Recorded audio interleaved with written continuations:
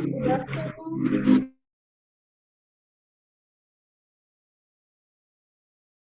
Good afternoon, everyone.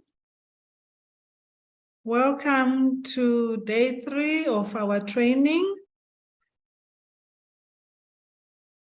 I can see our facilitators are already.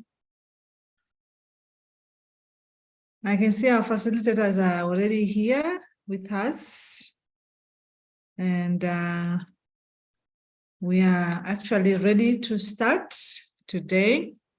Again, as a kind reminder, please make sure that you register. We will be sending the registration link for you to register, and also we shall be sharing with you the YouTube link so that you can be able to access the recordings of these sessions even after the session. So we shall be sharing with you the link. And as promised, the training materials we shall share with you the training materials once they are available to us. So please do not keep on asking for training materials. We shall share with you the training materials, and make sure you register. We do not want a scenario where people have not registered and they are saying they didn't get certificates. And make sure you write your name the correct way, such that when we generate the certificate, we do it electronically. It just captures what you wrote. So please make sure that you spell your name correctly. Thank you. Could I ask Dr. Nampala, good afternoon and welcome to this day 3 of training. Over to you, Dr. Nampala. Thank you very much. I noticed that we are halfway at the usual number. Do we give it 1 or 2 minutes so the number can grow? Is it arrival time? I notice it's not even hit 500 yet, but it's increasing very rapidly. Yes, it's increasing, so you can go ahead. The recording is there, so they can follow. So you think we can start? Hello? Yes, please go ahead. Okay. Fortunately, we start with a recap. I hope we can now see the slide. Let me just try to blow it up. And yes, there we go. I hope we are able to see the slide clearly. Please confirm that you're seeing the slide. Yes. Once again, you're very welcome to day 3 of this engagement. From our side, we are learning a lot. We appreciate the questions and discussion that you have put up, and please continue. Don't hesitate to post a question, even questions that were not answered in the previous 2 days. We hope that we'll be able to answer them. But friends, in the past 2 days, we have said that a typical manuscript will have these components at a minimum, and more components can increase depending on the journal and their guidelines. But typically, this is what we have, and this is what we prepare. A manuscript cannot be rejected because it does not have a declaration of interest. Instead, it will be accepted, and then the authors will be guided to add that declaration of interest. In other words, any other components that are outside these typical components, the authors that have presented good knowledge, good science, good information can be advised to increase or to decrease or to add a particular section that is not listed on this slide. Friends, this is the gist of the matter, and we have so far tried to address the first 3, and for today, the whole 3 hours, 4 hours that we are together, we are dedicating them to the next bullet, discussing your results. Please remember, yesterday we focused on interpretation of results, and interpretation of results is not the discussion of results. You can interpret results, but then fail to have a discussion. So we are now today going to talk about discussion of results. But before we go to discussion of results, we have a couple of slides on issues that have come again and again, and one of these is impact factor. And here with me is a very interesting publication, The Hidden Factors in Impact Factors, a perspective from Brazilian science. And I just wanted to put up this slide to show you that there is a lot of information out there, even when you just go Google Scholar, and these are publications that are open access, that you can read and understand these issues for yourself. And this is a publication from Brazil that did a very interesting analysis about the hidden factors in impact factor. And it is available. You can, it's open source. You can actually get it for yourself. And it was published in a very interesting journal, Frontiers in Genetics. And it was published as an opinion article. And its objective, digital objective identifier is given. But this is one of the materials that we will share with the Ruforum. So we get Ruforum to circulate it to every one of you. And we hope that these materials that we'll share are going to promote readership. A good writer is a good reader. There we go with another very interesting one, impact factor, a valid measure of journal quality or otherwise. These authors posed a very, very interesting question. And in this article, there is a lot of discussion on the issue of impact factor. And I just cut out a figure and I put it here, their figure 1, that explains how impact factor is calculated. And this is something that we sort of dwelt on and tried to explain, but just to show you that these things are available.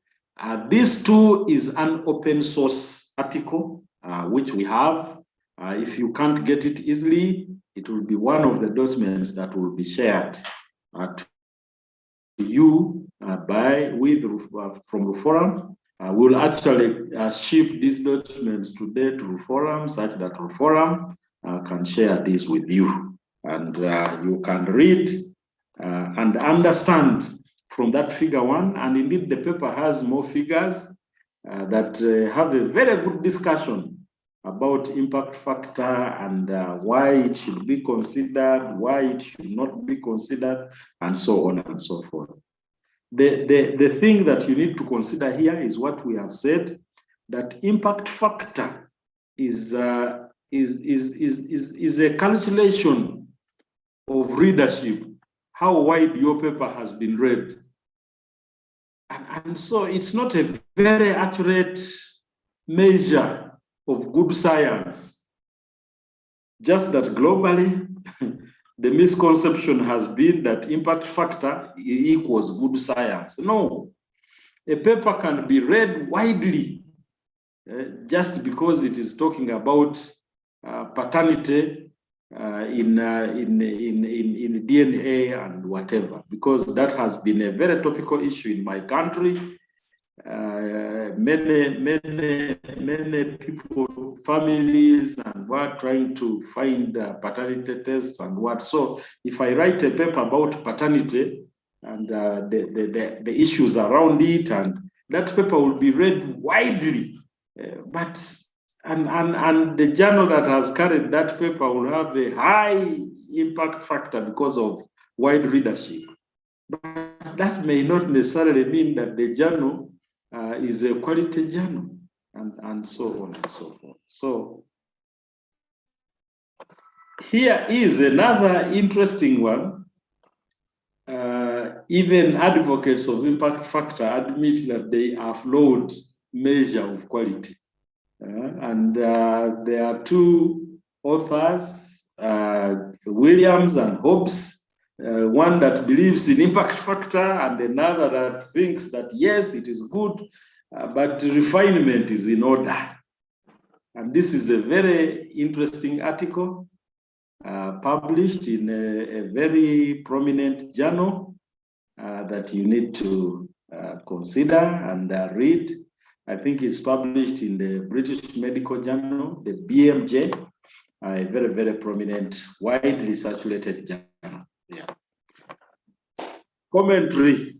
This author is a very good author. He writes a lot, Richard Smith, and he made a commentary on the power of the unrelenting factor, impact factor. Is it a force for good or for harm? Again, this was published in the, I think it's also published in the BMJ and in the International Journal of Epidemiology. The medical sciences and public health have a lot of discourse on these issues because it impacts a lot in there. But this is very interesting for you to read. And in fact, this author says, when I was first editor of the BMJ in 1991, I would attend the editorial boards of a dozen specialist journals, gut and thorax, for example, and present data on journals' impact factor. Usually nobody had heard of impact factor. I explained what they were and people yawned and yawned. Now editors break open bottles of champagne if their impact factor rises by a tenth of decimal point. So there is very good discussion here from very experienced persons, and you can get all this information. But I hope all these articles that we are sharing can usher you into readership. There is another one, the ups and downs of journal impact factor. Trevor and David help us discuss the ups and downs of journal impact factor in the annals of occupational hygiene. And feel free, again, all these papers I have, or we have. So we're going to share such that you can look at them and read for yourself. This author, again, BMJ, says why the impact factor of journals should not be used for evaluating research. Yes, and they should not be used for evaluating research because they are only one-sided affair.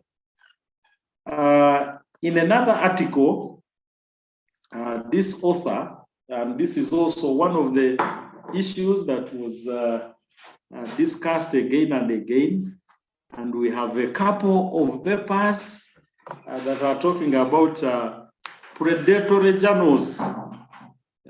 What is a predatory journal? Scooping review.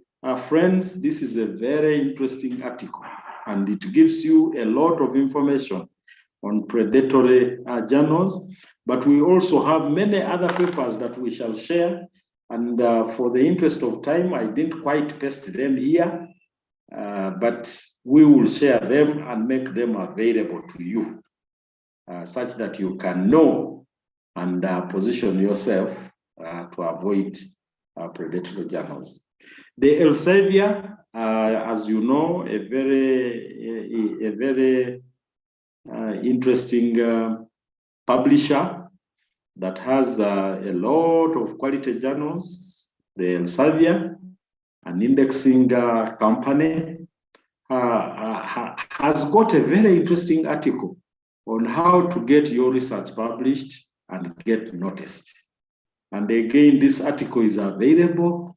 It highlights quite a number of things. Maximize your article's visibility, how to get your research article and then be noticed. This article discusses quite a number of things, how to get published. And it's not a very voluminous article. I think it is 7 or so pages, but as you can see from the formatting, in those 7 or so pages, there is quite a lot of information that you can get and read. how to prepare your paper. There is a lot of guidelines on the things that we are talking about. But as we said the other day, we are sharing from experience. And ours is not textbook knowledge, but it's an experience that we've developed over the years. But of course, experience also draws from past experience. So we have these resources available, and we will share these so you can make good readership and improve your skill. I think that is it. I could go on and on. There's a lot of resources available. This was just to challenge us, to challenge you, and indicate that surely in this era, there is no excuse. You can just visit your electronic databases and you find something interesting that will help you out of a challenge or out of a problem. Yes. Friends, I would like to pause a little. I see we already have some questions. Is it possible to provide us with link of journals? Yes, this is very possible. Kindly share the YouTube and registration link. Yes, I'm sure they will do this. Good afternoon. Please link for today registration. I think this will be available. Kindly post the registration. Okay, those are the questions so far. But from the forum colleagues, we normally would like to have a participatory engagement.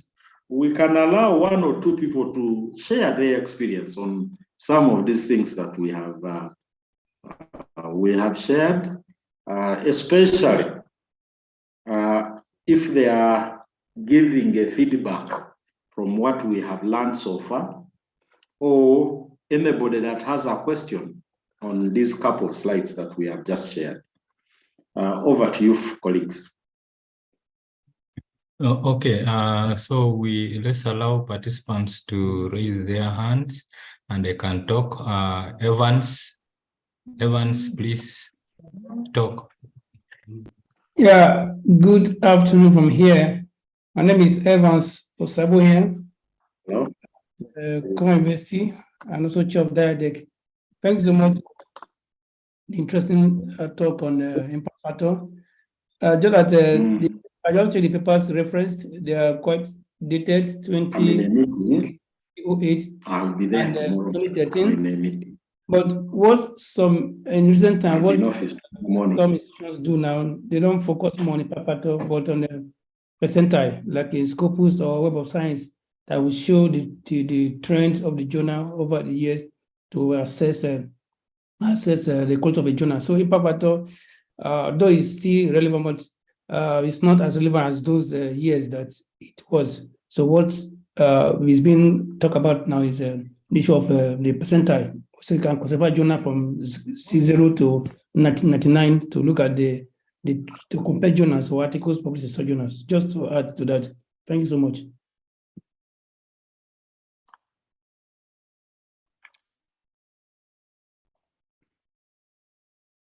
Good, thanks for the ad. We appreciate. Yes, there is a lot of engagement. I think there was a colleague from Kenya that said that, but now Africa, why don't we develop our own systems?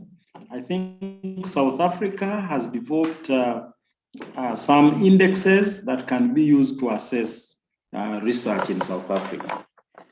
But even at the level of Africa, I think there are some efforts to develop systems that can actually assess research or journals away from the impact factor. Thank you. Maybe 3 or 4 more. Okay, so we go to Araya. Araya, please, you have the floor. Araya, Teka. Okay, maybe Araya is not responding, so we go to Asefa. Asefa. Asefa Million. Asefa Million. Oh, we go to Mohammed Omar Ali. Mohammed Omar Ali. Mohammed, please. Asefa, okay, you're unmuted, so please go ahead. Asefa. Hello. Yes, please. Good afternoon. Yes, good afternoon. Prof, everything is good. Basing on the last 2-day presentation. Hello, can you hear me? Yes, yes, we are hearing you. Go ahead. Go ahead. I need some clarification in the case of journal article publication. In some journal article, when publishing article, there is so many different format. Then there is so many different journal have no the same format. Then how to bridging the format of journal article when publishing in more known journal across the platform. Hello. Yes, yes, we are getting you. Go ahead. Okay. Then the other one is in case of publication of PhD dissertation. For example, if my PhD dissertation has 4 objectives,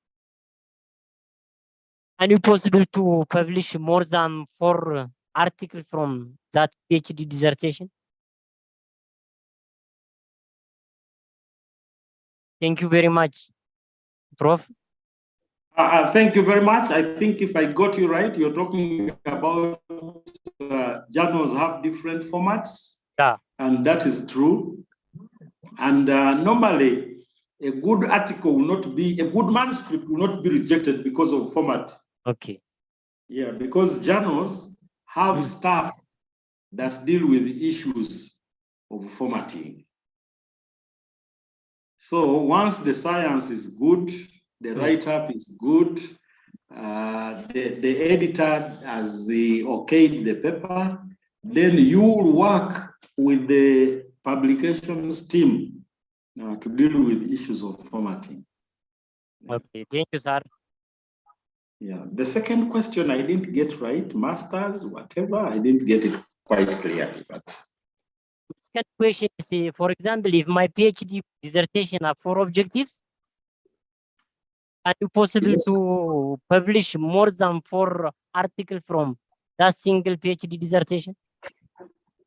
Yes, it is possible because yesterday we said that a paper carries one message at a time, a good paper. A good article carries one message at a time. And what makes you write a good paper is your data. So if you have an objective that has, is a compound objective with so many parameters and variables, and then you pick out those variables to constitute a paper, and then it will be a complete paper. Something talking about marketing of vegetables, but within the marketing of vegetables, you also had customer care. So you will have another paper on customer care. You pick out the tables that are dealing with customer care. Then there you're deep in marketing, you're dealing with price and demand. So you pick out demand and price.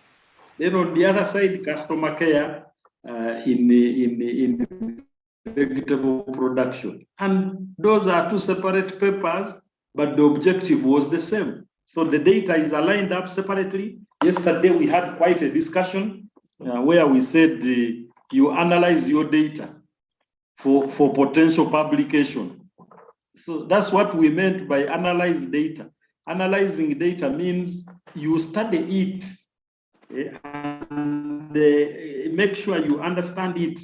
And once you understand it, you'll then be able to delineate, to pick out data which is useful for a particular article of a particular manuscript, and data, which is, if you're talking about demand and supply, then the issues of customer care may not become prominent. And if you're talking about customer care and how customers increase or decrease, that may not necessarily be the demand and supply curve. Yeah, so those are two different, and the journals may even be different. There is a journal of economics and econometrics. Then there is a journal of consumerism and customer care. Yeah, so then you take it in different journals. Yeah. So it is very possible.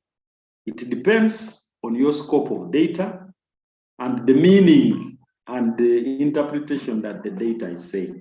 And we are not saying that students should now go ahead and oversplit the objectives into 2 papers, 3 papers. No, the splitted papers must make sense. Yeah. Okay, I think 2 more, then we proceed. Okay, thank you. So we have Lawan Abba, please. Thank you so much. Can you hear me? Yes, we hear you. Go right ahead. Yes, I am Lawan Abba, calling from Kenyatta University, Kenya.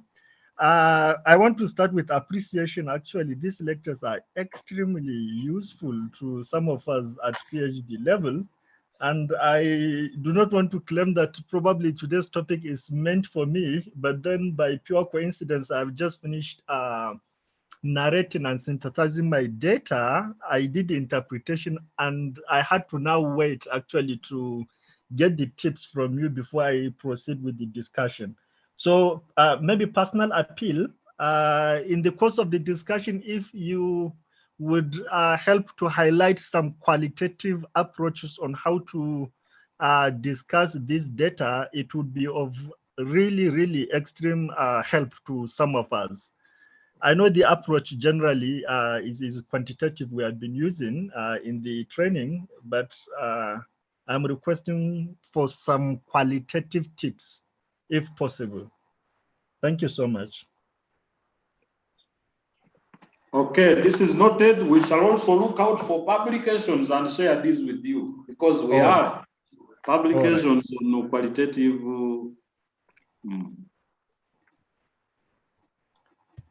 Okay, thank you. So we go to Suleiman Ba. Yes, good afternoon. I'm Suleiman Ba. I come from Benin. I'm a PhD student in computer science. I have 2 questions. The first one, it's about the difficulty for developing countries to access to paid articles. I've heard about Research for Life, and I want to know the process for a university to be a partner of Research for Life. The second one, I want if you could highlight the process, how to make a systematic literature review. Thanks. Okay, thank you very much. Research for Life. I think Forum can guide you on this. I know universities have passcodes. You can also go to your librarians and they will help you with this. The librarians have these passcodes, but also I think OWARE, Open Resource, and INARI and INASP have a lot of open journals, over 50,000 journals. So if you just went in and Googled Research for Life, you'll access quite a number of journals, even if you don't have a passcode for them. Now, the other one is, sorry, the second question was? The second question was about systematic literature review. If you could highlight this in systematic literature review. Yes, we will highlight this because we noticed that it was requested in the previous discussions. We even have published articles on systematic literature review. So we will share this with you so you can be able to follow through and learn the methods. Yeah. Okay, thanks. Systematic literature review is a methodology. It is not simply the way we review. And that methodology has 8 steps. And there is an article published on those steps of systematic literature review. Can we take one more and then we proceed? Okay, so let's hear from Agnes Wanji. Hello, I hope you can hear me. Yes, we can hear you. Okay, I just wanted to say thank you for the training. It's really helping. My concern is, and I would like to know from the professors on their take about publishing, because it's becoming even more expensive, where you see your support of money to publish, and being a student, you are paying for that publication alone. Should the supervisors contribute some amount of money to cater for that? Thank you. And I think these are institutional issues. And we cannot legalize them. And that your forum or your facilitators, and now you're saying, now supervisors should pay for this and that. I think I always joke with my students that sometimes higher degrees, masters, PhD, MPhil, are social degrees. If you are an impressive student and doing well, and you are accomplishing your goals on time, and your supervisor is seeing what is happening, you will have less constraints. The supervisor will even offer to get this paper for you. You will not die alone. Graduate studies is not a lonely journey. That is why you have supervisors. That's why you have a graduate committee. That's now, as a student, if you choose to be a lone ranger, you end up in a lot of problems. And the supervisor doesn't know what is happening with you and what, and everything is not connected. You end up in a lot of problems. And while this looks to be a simple matter, I'm happy you've brought it up, because we've had quite a number of challenges of students who will end up in the swimming pool. Frustration. They just jump or jump off the stair. It's because they have decided to take a lonely course. Not a lonely course as in the course of study, but a lonely journey. And graduate studies is a social enterprise. You are expected to interact with your team and be helped and be supported. There are quite a lot of resources. Some of the things that many people are talking about here, some universities have institutionalized them, and you can always find these resources. You can ask, you can. Some universities also have money set aside to buy articles. A project has resources for purchase of publications and so on and so forth. So don't suffer alone as a graduate student, but engage your supervisors, let them know what is happening. They will advise you, because they have been in this journey for some time and they know what it means. Some are fortunate, they have supervised over 40 students. They know students who are depressed, they know, yeah, and unfortunately in Africa, maybe we are not doing this, but in Europe, the supervisors are more concerned about your welfare. If they see you unhappy or what, that can tantamount a ticket to return, so you can be with your wife or your husband for some days and then return back. Yeah. And in many grants, it is provided for, such that you can be connected back to your home. And if that happens for over and over, then they will recommend that this one cannot manage PhD. They are just too lonely. And so they see you. So yes, I agree with Jared Mahongo. Supervisors are partners in the work and will be happy to assist in every way. Yes, that's why they are supervisors. Most African supervisors are not collaborative, but I will tell you, it is more to the student. The students are not cooperative, and in the end, things go amok. Friends, I think at that point, probably it's an indication that we need to move forward. And allow me put another set of slides. I am here at the Agricultural Research Institute where we are presenting from. And I must declare that for now, I am alone in the room. My colleague is on his way coming. He had to first attend to some other responsibilities, but he's on his way coming. Now, the presentation that is going to make would be a continuation on interpretation of results and the discussion of results. The presentation that I'm making would actually precede what the slides that he has. But in the interest of time, I think we can continue and then we'll gap fill in the process. And speaking to masters and PhD students and scholars, I am sure you will be able to link this up.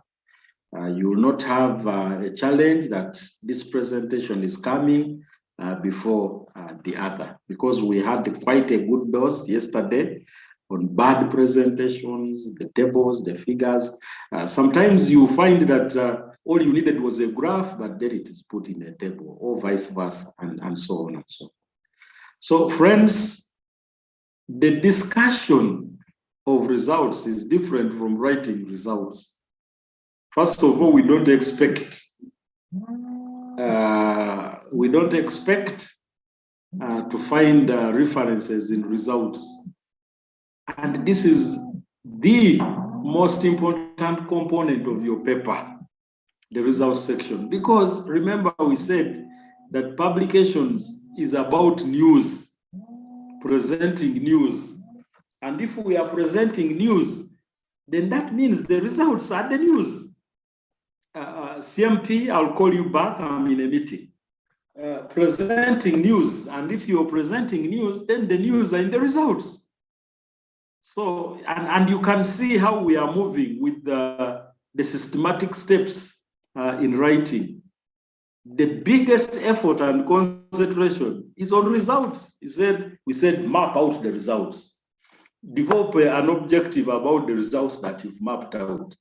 Then we said interpret your results. Then now we are saying develop a write-up about that interpretation. So for all the first 4 or 5 steps, we are still on results. And that's what it is. Very, very important section. Now, there are challenges with results, and we are just highlighting some examples. The biggest challenge is keeping the statistics in perspective. Sometimes we go overdrive with our statistics, and we present unnecessary statistics where it is not needed, or sometimes we don't have the statistics of what we are talking about. That this situation is so alarming. Now, we should be able to see it from the statistics if the situation is so alarming. So putting the statistics into perspective.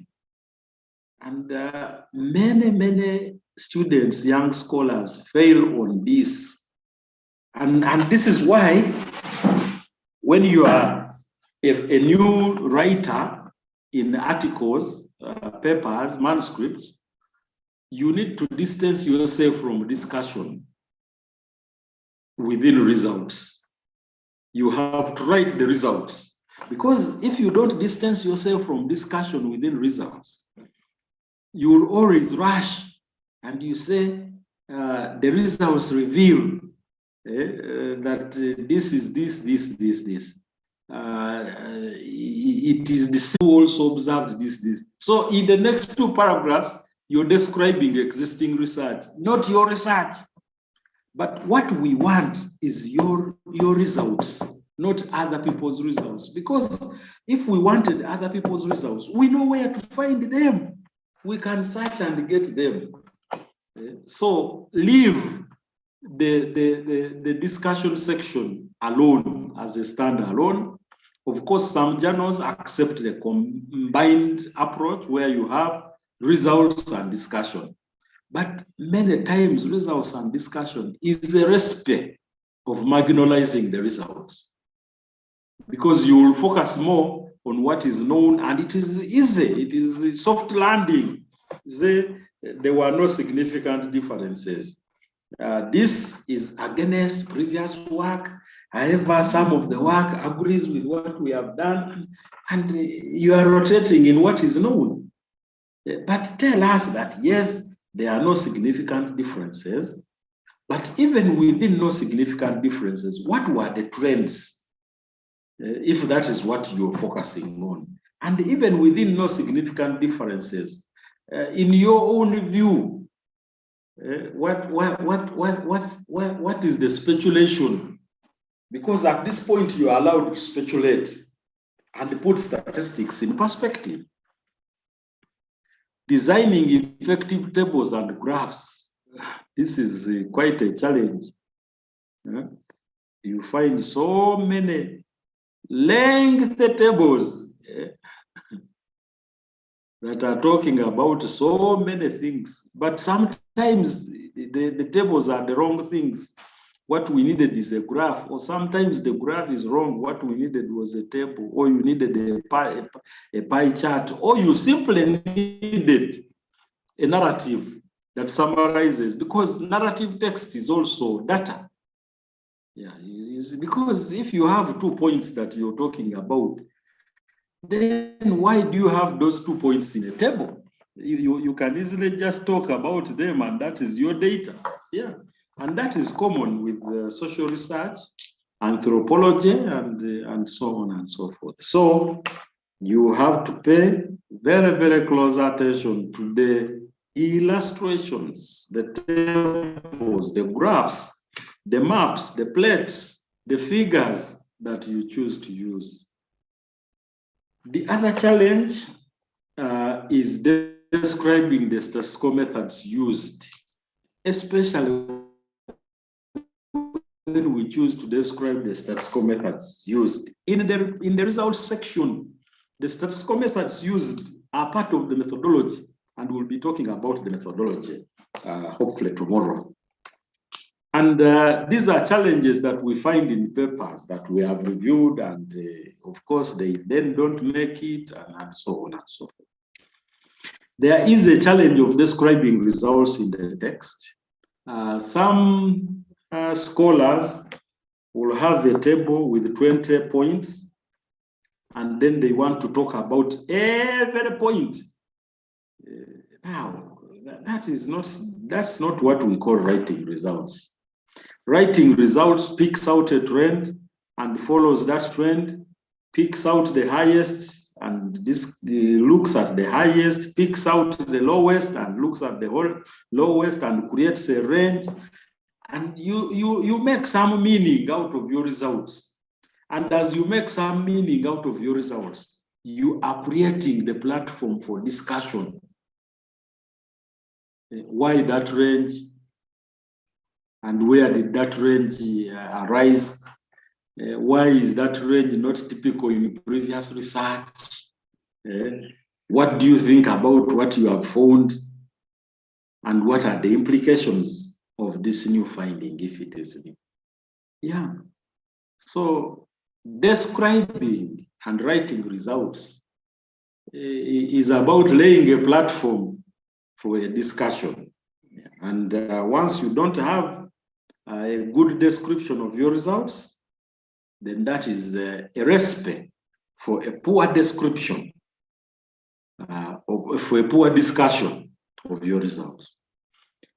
Designing the whole manuscript to make it suitable for the intended audience is always a challenge and is a recipe for rejection. And it's not only the case with manuscripts, but it's the case with oral writing non-technical reports, technical reports, and so on and so forth. This is a challenge for writing. Designing, for example, scientists are very, very poor sometimes at writing development project reports. Because even when they have opportunity to write a report that is going to the minister, they will still talk about LSDs and what. Now, the minister, even if the minister is a scientist, they are far removed from LSDs. They just want to get the implication. Yeah, they are not interested in Likert scale, whatever. No, they know you're a good scientist. So from your good science, what is there that we can now give to the people such that we can get the votes? Now, putting statistics in perspective requires us that we get to know the role of statistics. And statistics is intended to present a numerical value, numerical evidence to support the argument being used. I know a colleague said that, you know, we should also highlight qualitative research. But qualitative research is also presenting evidence. And while we are saying numerical value, yes, that evidence can also pass for numerical evidence. So we could say that the role of statistics is to present numerical evidence or to present evidence to support the argument. So the detailed results of the analysis, the numerical tables, the means and what, the LSDs, the ANOVA regression, and for qualitative studies, the thematic analysis. You know, when you're doing thematic analysis, it's quite an elaborate process. Yeah, and you create themes, which themes have you dropped and which ones. Now, sometimes those may not be necessary for the argument. That's why we normally say that your manuscript is very different from your field notebook. The field notebook is jumbled up. And when you come to analyze, you improve the field notebook. After analysis and you take the data, sorted it out for publication, you even make it more crisp. So for manuscripts, it is this crispness that we are looking for. We are not looking for the entire table and extended presentation of everything that you have, and so on and so forth. Now,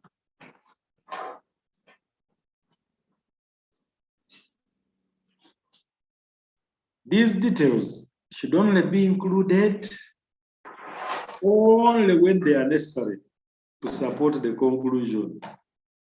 And, you know, when we were beginning, somebody said that, you know, we need to talk about the qualitative research. Now, qualitative research is very, very common with the demographics. You know, demography, the youth, the elderly, the people that were between 5 and 10, those that were between 11 and 20, those were, and it's normally the first chapter that they present. But when you look at the objectives, and then also look at the conclusion, there is nothing linked to demography. So the demographic work, the household gender, there were a number of ladies and what. If it is not an objective, then that means it is redundant information. Yeah, so we should only carry that which we can link from results to conclusion to recommendation, and the string is clear. Yeah. So we use these results to show why you reached your conclusion. But the results are not the conclusion itself. That's why we have a conclusion section. So here we are simply writing results, writing a narrative about the results. They should not be presented just because you calculated them, just because you ran an ANOVA or qualitative linked work. You should not just present content analysis just because you had the content and you analyzed it rigorously. And no, you present findings that have a basis for narration. And as you narrate them, you are now building a foundation for their discussion. And as you discuss them, you're building a case for the conclusion. And where need be, you're building a case for recommendations. Now, we do not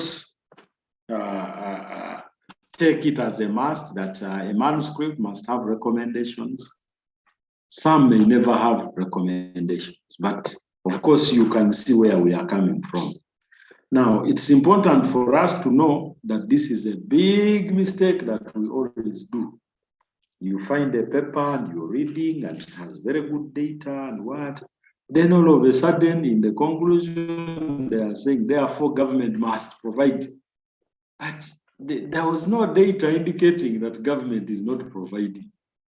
So why are we concluding that therefore government must provide, and so on and so forth?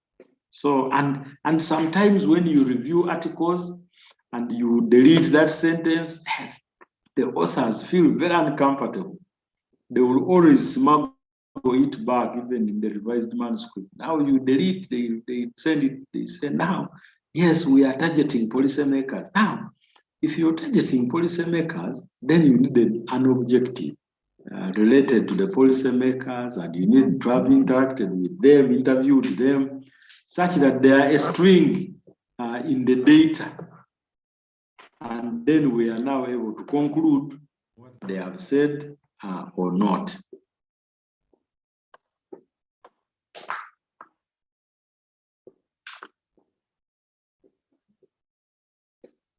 Yeah, now statistics can be used to measure precision, and it can help us to know the uncertainty in the other numbers.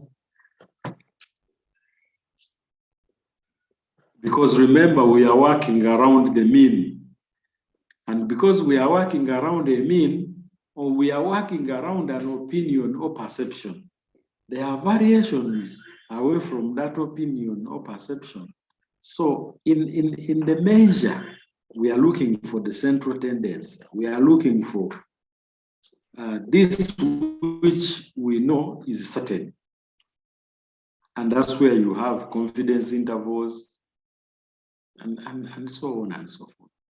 And these tell you the confidence with which we will be clear that what you're saying is the right thing.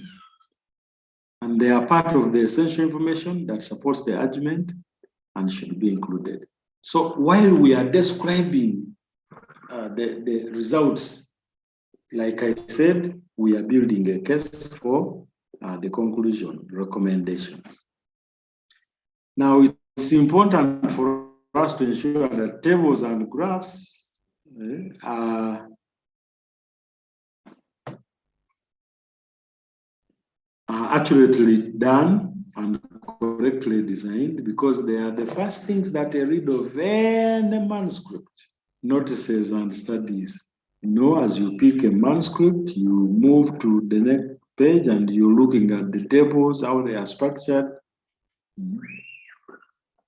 Make sure that every figure or point of data that you have in a given table will contribute to the conclusions.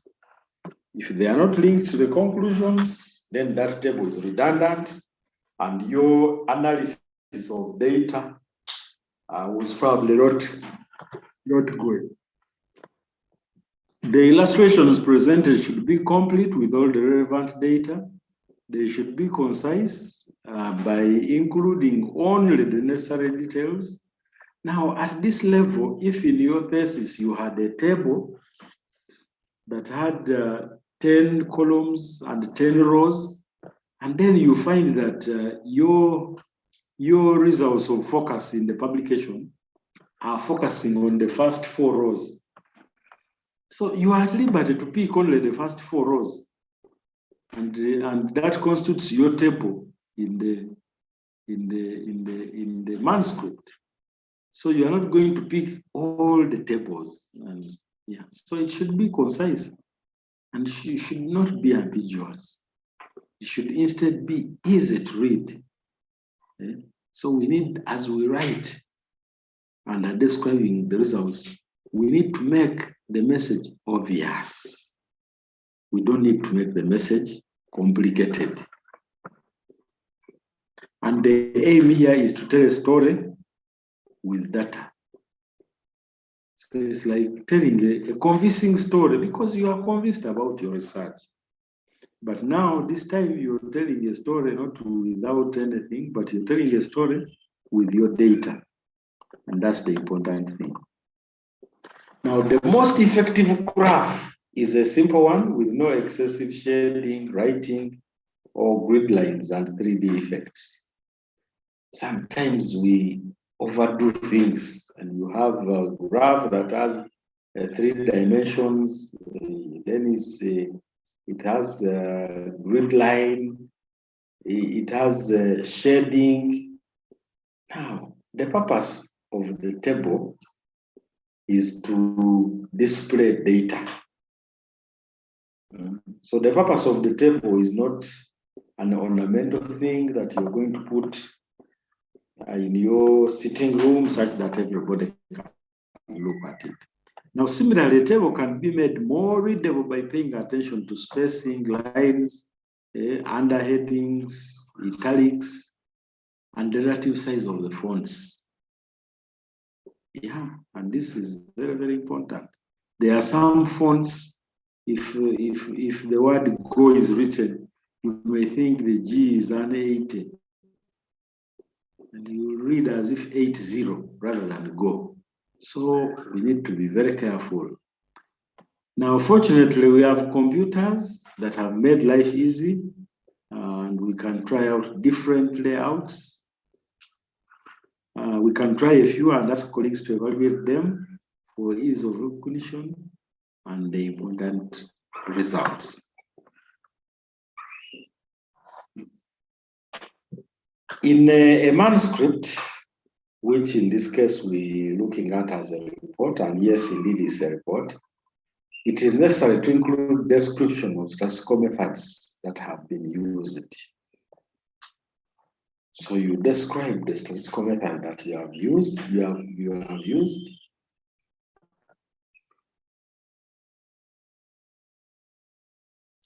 And remember, journals don't have space.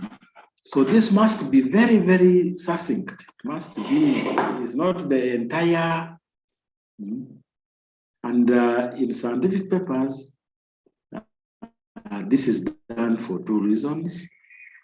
So that one can see that the methods are appropriate and the quality of your research is then good, but also so that the analysis can be repeated, repeatability.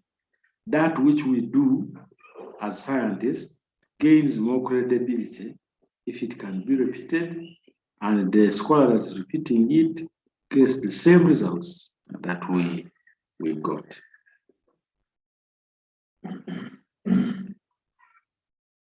Journal editors often insist on a brief description of the methods. And here is a good example. The average soil nitrate was calculated for each plot from 10 samples. Logs of the plot average were taken to stabilize the variance before calculating an ANOVA based on the randomized block design. In some cases, it is difficult to be brief. But the reason why this may be difficult to be brief, it is because the analysis involved so many steps and it was non-standard. Yeah.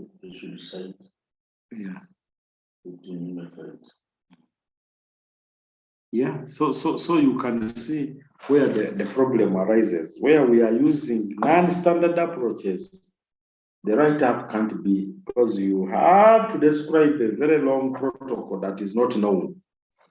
Yeah. It's important to know that we do not reproduce methods that have been published, but we simply give quotation or references, citation. And it's important for us to know that we are talking about results, not methodology. Here we are talking about statistical methods that have been used in the analysis of the data. So it is necessary to be clear about any data that were omitted from the analysis and the reasons for that. Because then we will know that, yeah, this study has used sulfur, or this study has used so and so as the key informant. And so in another study, we don't have to use this person because they may be biased. It is usual to name the statistical software used and give reference for it. GenStat 9, I think it's the one that we are using most of the time now. SAS, and so on and so forth. It is necessary to discuss the score results in the text. However, avoid repeating lists of results that can be seen more clearly in the table. Okay. So we don't say, in column 5, this, then we go column 9, this. No, the reader can see this for themselves.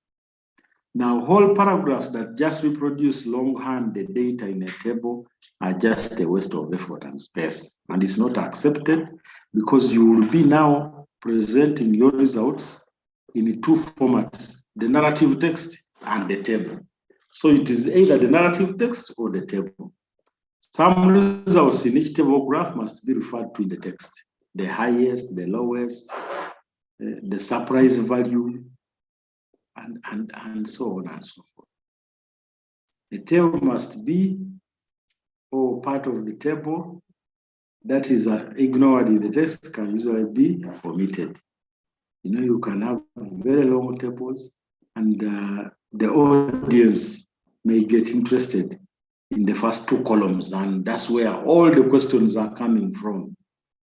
Yeah, so that may be an indicator that you have redundant information or redundant data.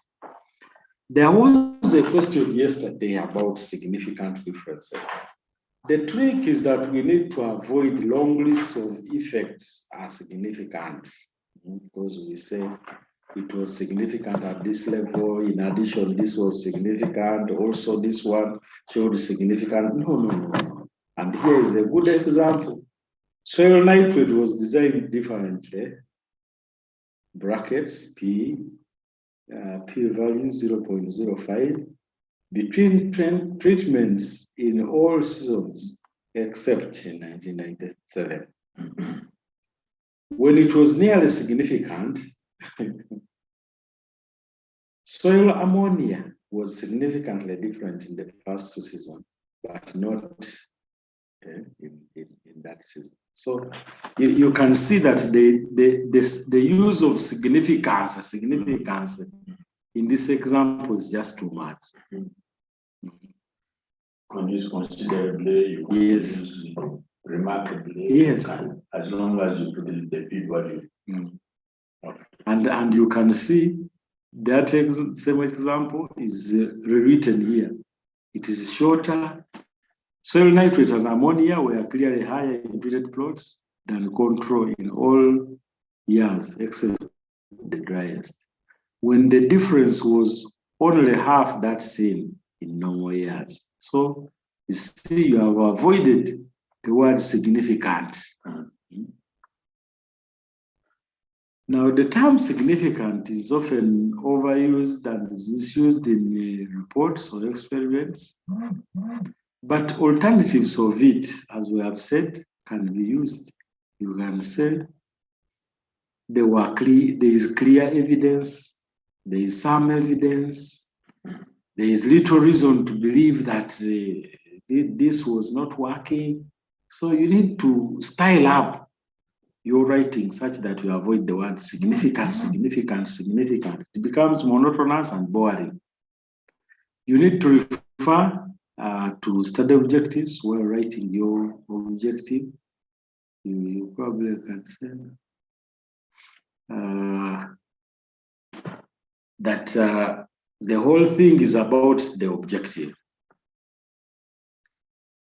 Now, many study objectives need estimates, not of whether treatment differences exist, but whether the difference is large enough to be useful in some way.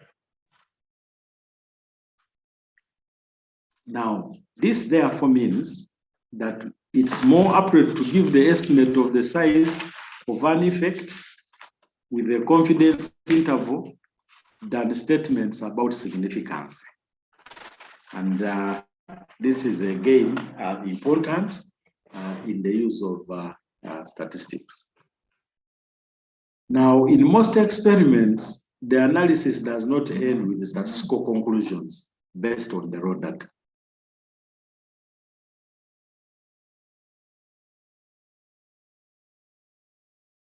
But the real objective will only be met. So we may have means that are different. We may have frequencies that are high and low. 100% of the respondents said this, but that percentage is not useful until we do additional analysis. Economic analysis, estimated impact of adoption on productivity, mapping of potential adoption domains, and so on and so forth. So in other words, the statistic that we got is only helping us to move to the next level that gives full meaning. Now that means we need to do further analysis, which may typically involve combining information from the current study with information from other sources or other experiments. And this could be secondary information. There is a lot of statistical techniques that may be needed to complete such analysis. And in econometrics, in social studies, this becomes very, very handy. Yes, you got your means and they are different, but what is the implication to society? Or what is the implication to communities and so on and so on? Now, I would like to end here because this slide is talking about other presentations, but these other presentations are really things that carry data, but are not necessarily journal papers. And we said that we are talking about scholarly publishing or academic publishing. We are not talking about slide presentations. We are not talking about we are not talking about brochures. We are not talking about policy briefs and so on and so forth. And once you start going into detailing, you can have the same data, but generate different products out of the same data. Because when you have a brochure or a poster for farmers, it will be slightly different from a journal article that you have presented, and the audiences now are different. So the scholarly audience is different from the end user audience, in this time the technological audience. With this, I would like to thank you for listening. And I don't know how we handle this, but we could go back. Yeah, my colleague is here. He would like to add, but just as I said at the beginning, this is about writing results. But we are now going back to the slides of interpretation of results and linking it to the discussion. No? Yeah, the discussion of results. So my colleague is going to take it up from here. I will add something. Add a couple of issues on the presentation we've just made, but then also take it away with the discussion section. Yeah, you can bring some questions. I'm sure there's already questions in the chat.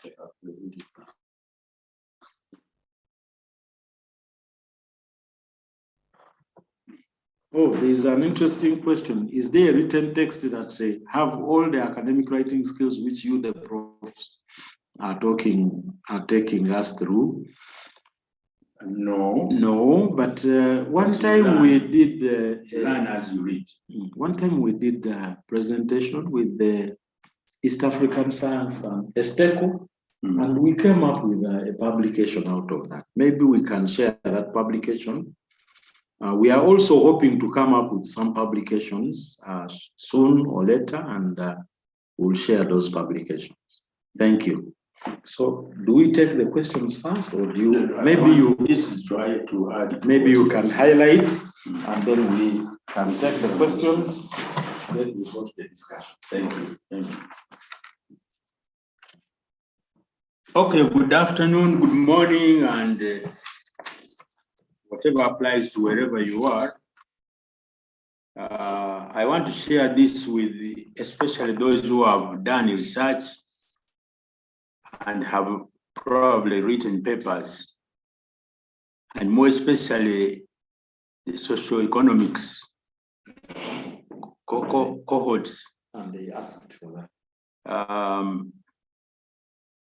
Usually, the results in the socioeconomics will include demographic data, and the results in the natural sciences will include baseline. Now, if you realize demographic data and baseline are actually characterizing the materials you are using in your research. So demographic is referring to the sample you are using for interviews. But the sample is there to represent a population. So we want information about the population and not about the sample. So demographic information is about the sample. It's not about the population. You will be referring to things like women were 20% of the sample. That is not about the population, because in any case, the numbers in the sample were set by your criterion. So the numbers are not representing the proportions of women in the population, but the population or the proportion in the sample. So if you are describing the sample which you used to collect data about the population, then information about the sample goes to materials and methods.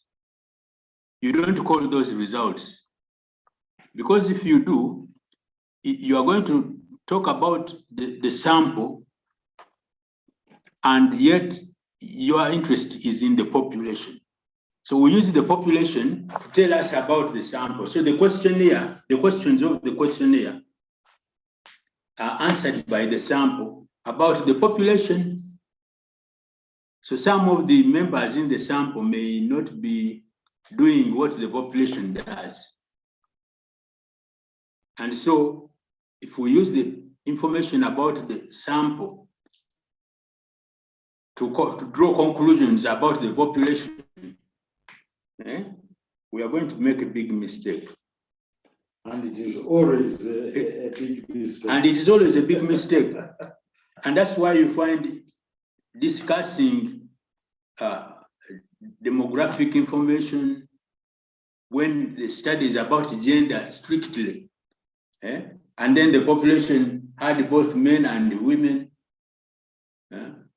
it becomes difficult because you are trying to assign information that doesn't belong to results. And you end up discussing Okay. households. So in the same way, baseline information.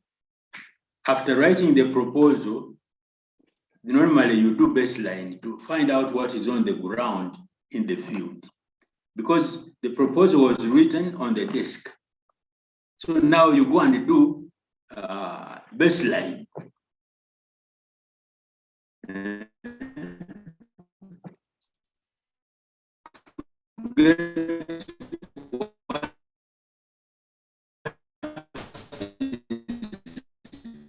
Actually on the ground as an article. Yes.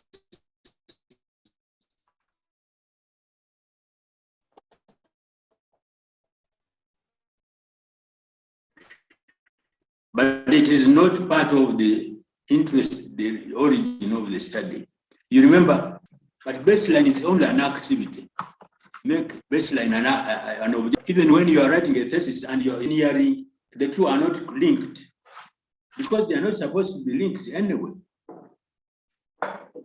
Baseline is for methodology, to know what kind of materials you are using, and then when you describe the materials, then later on in the discussion, if there is anything not adding up in relation to the factors you considered, then you can source information from the characteristics on the ground, and you can say, well, that time it was too dry, and this could have affected this and that and that and that.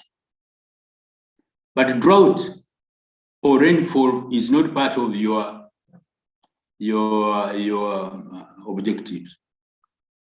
And you may have measured rainfall and so on in anticipation of differences, not because you had to measure it in order to meet the objectives of the study. So in the reverse, if you measure the rainfall and you recorded in your methodology the rainfall over that season, of course that is describing the environment in which you are doing your research. But if finally, after writing the thesis, you realize that rainfall was not an issue anywhere in the discussion, you go back and remove rainfall because it's not a factor, it's redundant. And similarly, we don't include that in the paper because it was not a factor. But if it was, and you refer to it in your discussion, then we need to see evidence of it. Okay. Yes. So socioeconomic papers, especially agriculture economics papers, they normally carry the characteristics of the population into the results. And we normally, in our journal, we normally tell them this. And I wanted to engage an economist so that we write up a piece of publication out of it. Because it seems like that's the way people are taught, to carry characteristics of the study materials into results, and that is incorrect. So now we can take some questions for the first presentation before we go to the next presentation. Can you come and put up the, is it the Q&A? Is it in the Q&A?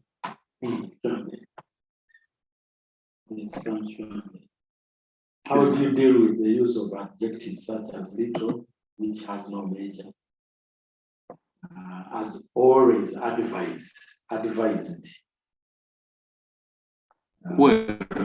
To be careful with adjectives when reporting data.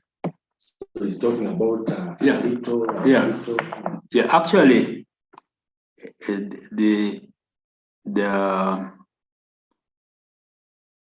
what my colleague was talking about is transforming statistics, which is pure academic,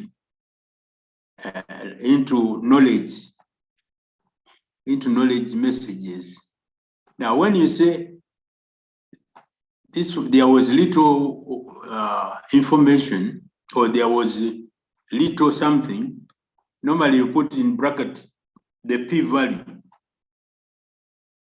The p-value. When you say moderate, you put in bracket the p-value. When there was a strong relationship, you put the p-value so that we appreciate what is strong. And of course, strong is for highly significant. Moderately significant is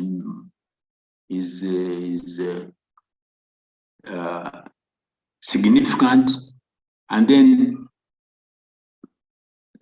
not significant, of course, you know what it is. And the p value for not significant, I guess you know the sign for that sign for greater than 0.05 for p not significant, and p significant, it is p less than 0.05, and p, I mean, very highly significant or very strong effect. You continue to show the p values. I think the p value is for the academician who is curious about what you are saying, but the simplification is for the people like politicians, like non-academicians. They want to know what you mean by what you are saying, so that when they reach the conclusion, they agree with you that actually, yeah, this was true and it works. Therefore, it should be recommended for people who need it. Next. What's the next? Oh, next question. I think they need some explanation on there's something important that you said about the sample representing the population. And especially in social sciences, they focus more on the sample in the interpretation of results. And they are not pointing to the population. Yet the sample was only a victim of the study. That's what they are asking here. Let me just read it. Prof, but it is not that the sample serves as an inference to the population, since no study can aim at the study population. No. You see, we sample because we can't study the whole population. We can't involve the whole. That's why we sample. So it's like, if I wanted to know about your clan, I will take a few people from that clan to tell me, and I have a set of questions to ask. So I'll ask a few people to tell me about that clan. But in essence, I'm not asking the sample to tell about themselves. Of course, most of the things will be about them as well, but there might be cases where they are not, they don't apply. For example, education, I may have in the sample members who are not educated, but they can tell me about education in the population, and that's what I want. So you can see, if I'm to rely on the sample characteristics for what I am looking for, that will be wrong. Okay, and that's why the sampling tool must be tactically organized. Many samples, many people will say we used a standard questionnaire. We used a questionnaire, but normally you have to tell us what kind of questionnaire it was. Was it, if it is a standard questionnaire, that one can be fed into the statistics straight away. usually people talk about semi-structured questionnaire. That means it had standard questions and non-standard. Now, non-standard will have non-standard answers or responses. So you need to handle that component so that the data are then analyzed using professional methods. I hope everybody has heard about content analysis. When you're, for example, you are in a group discussion, you get different answers for different questions. Okay, but you can also get repeated answers framed differently, but meaning or alluding to the same thing. So you can sit down and try to group answers that are similar. That is called content analysis. Different answers are grouped in the different groups. And then we use the number in each group as the frequency of people giving us almost the same answer in that group. So we use that number of frequency and feed it in a statistical model and analyze accordingly. That's called content analysis. Okay. So again, back to discussing characteristics of the sample, that will limit you, because when you're going to choose the sample, you set a criterion for choosing for who should qualify to be in the sample. So you have already set restrictions. It's not random. So if you use the sample, it will be very misleading. Very misleading. You're going to discuss the criteria you used to choose the member of the sample instead of using information the sample is giving you about the population it is representing. I don't know whether I'm clear about that. And this is a little bit higher than MSc. I think the people in PhD should be benefiting more from this kind of explanation. Next. No question, but something new I have learned. Which one? On sample versus population. Yeah, I think many students, not only students, not even professors. Yes, they that's focus why on discussing the sample. That's why we want to write a paper about this. Yeah, and from our perspective, we think that probably agricultural innovations and development is being affected by the poor reporting of research outputs, because the research outputs are now focusing on the household, and yet development focuses on the landscape. The landscape means the communities out there benefit.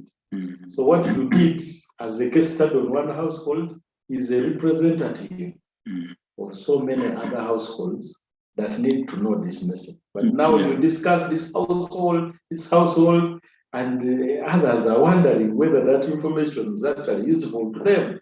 So they simply don't use it. So we have too much research, but less development. Sure. And similarly, now this is for natural sciences. Similarly, you go in to do research and experiment, and you replicate. There's a minimum number of replications. But you don't only replicate, you also repeat the study. And each profession will tell you how many times. Okay? Now, replicating and repeating is not part of your study. Yeah. So there is no need to discuss seasons. So you don't bring in seasons were different and because that's not part of your objective. It's not part of the treatment. The reason you are repeating several times is simply, like I said yesterday, to strengthen your means. If you want to get proper information, for example, in socioeconomics, you take a sample that has a size that beyond that size, you'll be getting almost the same answer. If you take 100 people versus 1,000 versus 10,000, now we have to select which one will give us information that will not keep changing when we add. And that's the reason why the samples should be calculated. Because beyond that size, you don't expect a new answer. The mean from that sample is very close to the mean from the population, because the answers are now becoming the same, and therefore there's no value for money. The mean represents what the population Exactly. is saying. Exactly. And the mean is not equal to the population mean, the mean of the sample. But the closer it is, the better. So that's why we bother about the sample size, about the number of repetitions of the study, the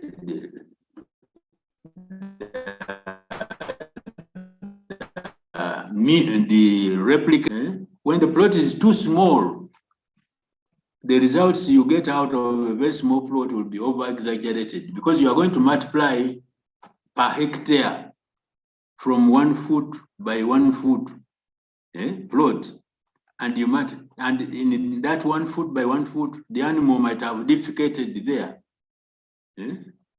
But if you make it 10 meters by 20 meters, there's no animal that is going to defecate all over that kind of size of plot.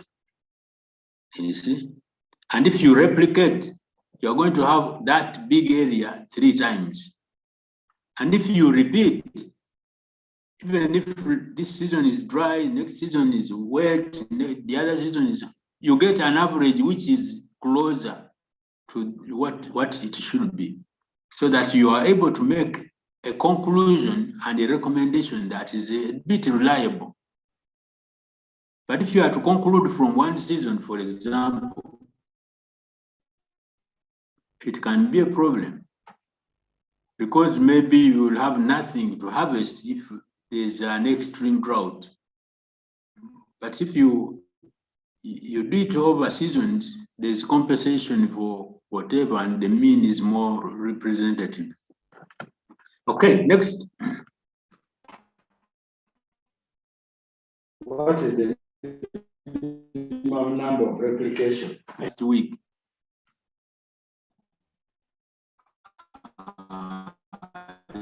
You can read about it, because it will vary. I will discuss with your supervisor about it. Next. When do we use arithmetic mean and geometric mean? How do we have the scooping studies in terms of digital mapping? Anyway, many participants are saying the slides are not moving, so maybe they are saying they are saying, because we are in discussion. Yeah. But probably they are saying let's move on to the next presentation. Maybe that's what. Let's transition to the next presentation. Is that what you were saying? We wanted to have 2 more questions. Anyway, we'll have a general discussion, I think, at the end. We might have time for that, so that we interact with you. You present it from here? From there? Why? Is it better? Oh, you want to do something? You can open it here. That's from the building from yesterday. Can I find it? This is the steps. No, the discussion. Oh, the discussion. Just a moment, we are fixing something.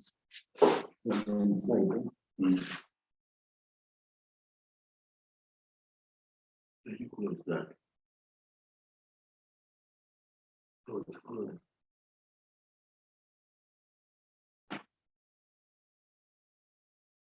Close. Okay. We go to forum.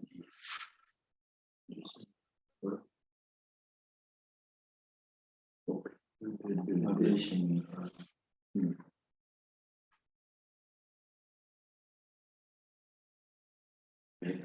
Okay, discussing results. Results. Okay.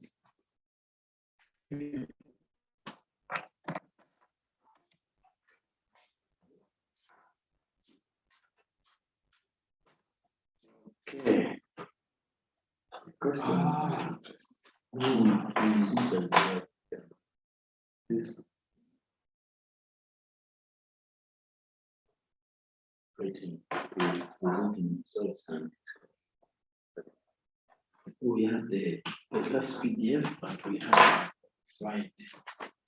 Let's get it from here. As the student, as they enjoy a little break. Okay.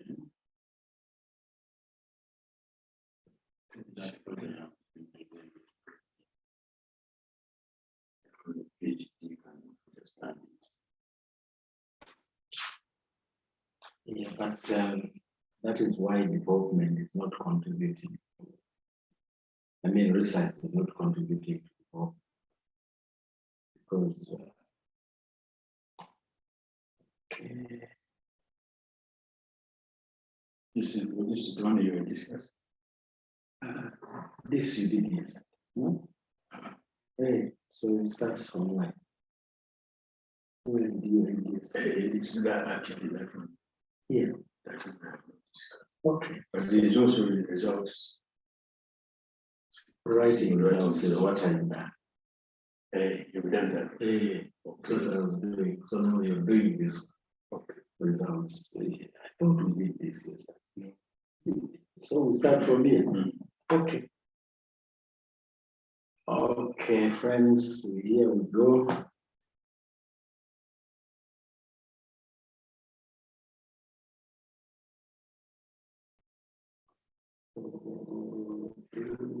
Okay. Let me first close this. Stop share.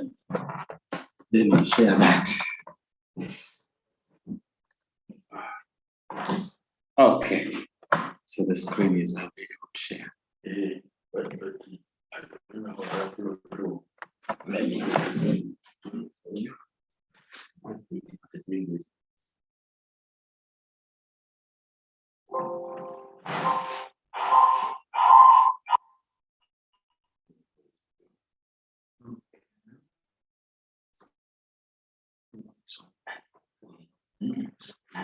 Okay, so there.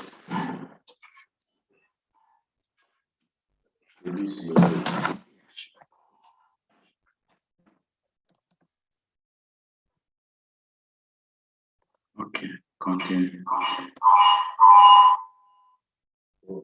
So, colleagues, sorry for that. I've closed it.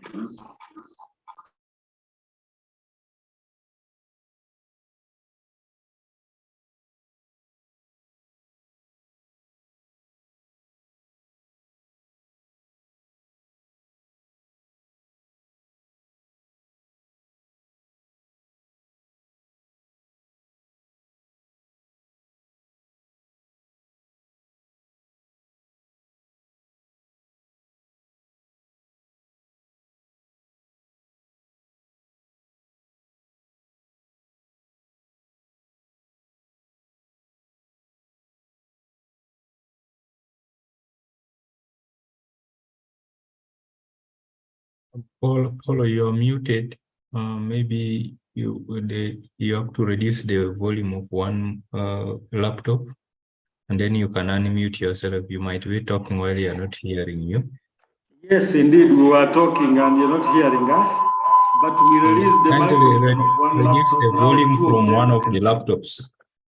Reduce the volume from one of the laptops, and then you can talk from the other.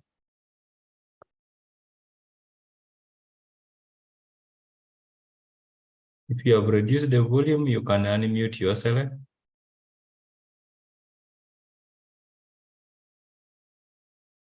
We are not hearing you. Please unmute yourself. Call. You can reduce the volume from Professor Tenua's laptop, and then you can unmute yourself. We wanted to use Professor's laptop because that's where the presentation is. So you reduce the volume. You can reduce the volume from your laptop, and then you use the Professor Tenua's laptop. Reduce the volume. That's what we have done. So confirm that you're hearing us. Yeah, but there is still a feedback. There is still a feedback.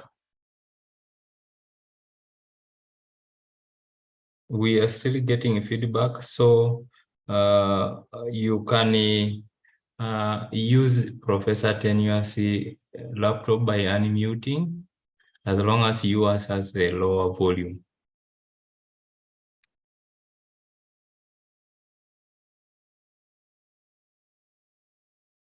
Please go ahead and unmute. You are muted. You might be talking when we are not hearing you.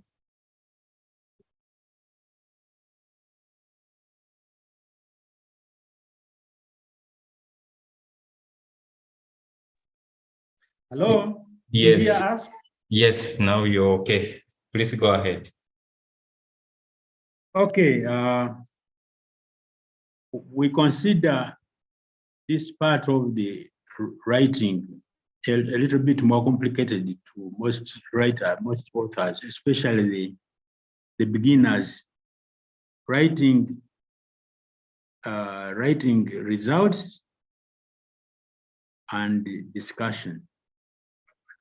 Okay. So we are trying, you might think we are repeating ourselves many times, but we know why we are doing this. So we are out to present results and interpretation first. We said something about it yesterday. However, we are now going in more details, and I think we'll get more questions. And Booth said that nothing clarifies ideas in one's mind so much as explaining them to others. It's like when you are teaching, you tend to understand what you didn't understand before more than before. So as you write your results and discuss them, you tend to become brighter to understand some of the ideas that were blurred before. And then another author says, blessed is the person who, having nothing to say, abstains from giving us a word evidence of fact.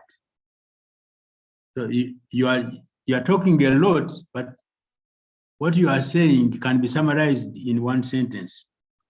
And for those of you who have been at meetings where ministers give speeches, if you are given to summarize the minister's speech, which is 6 pages, you might summarize it in half a page. And of course, that disappoints many people. After having heard the audience clapping and shouting, and then you reduce what the guest said to half a page or less. And then you see that guy there, the theorem of the theorem of speculation. And the guy is saying trimming or cooking your data is as bad as reporting false data. So all these things are pointing to the principles of scientific writing, especially for journals.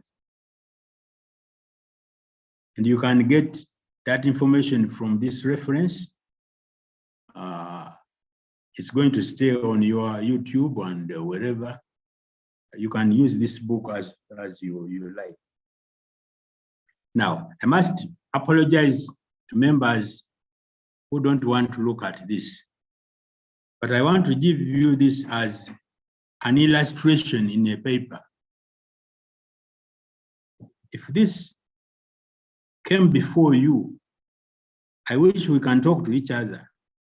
What would you infer from it? What do you think this is about? Certainly, we are going to have as many interpretations probably as the audience out there. And this is the reason why the author should interpret the numbers, the objects, the whatever that they are presenting in a table, in a figure, to guide the reader, so that the readers get one message. Okay? Of course, there is a title, something like a title, Mexican swine flu strains mixing up with the pigs. Yeah, but how are they mixing up? We needed to know the groups of these pigs. Are they different breeds? Are they different age groups? Are they female?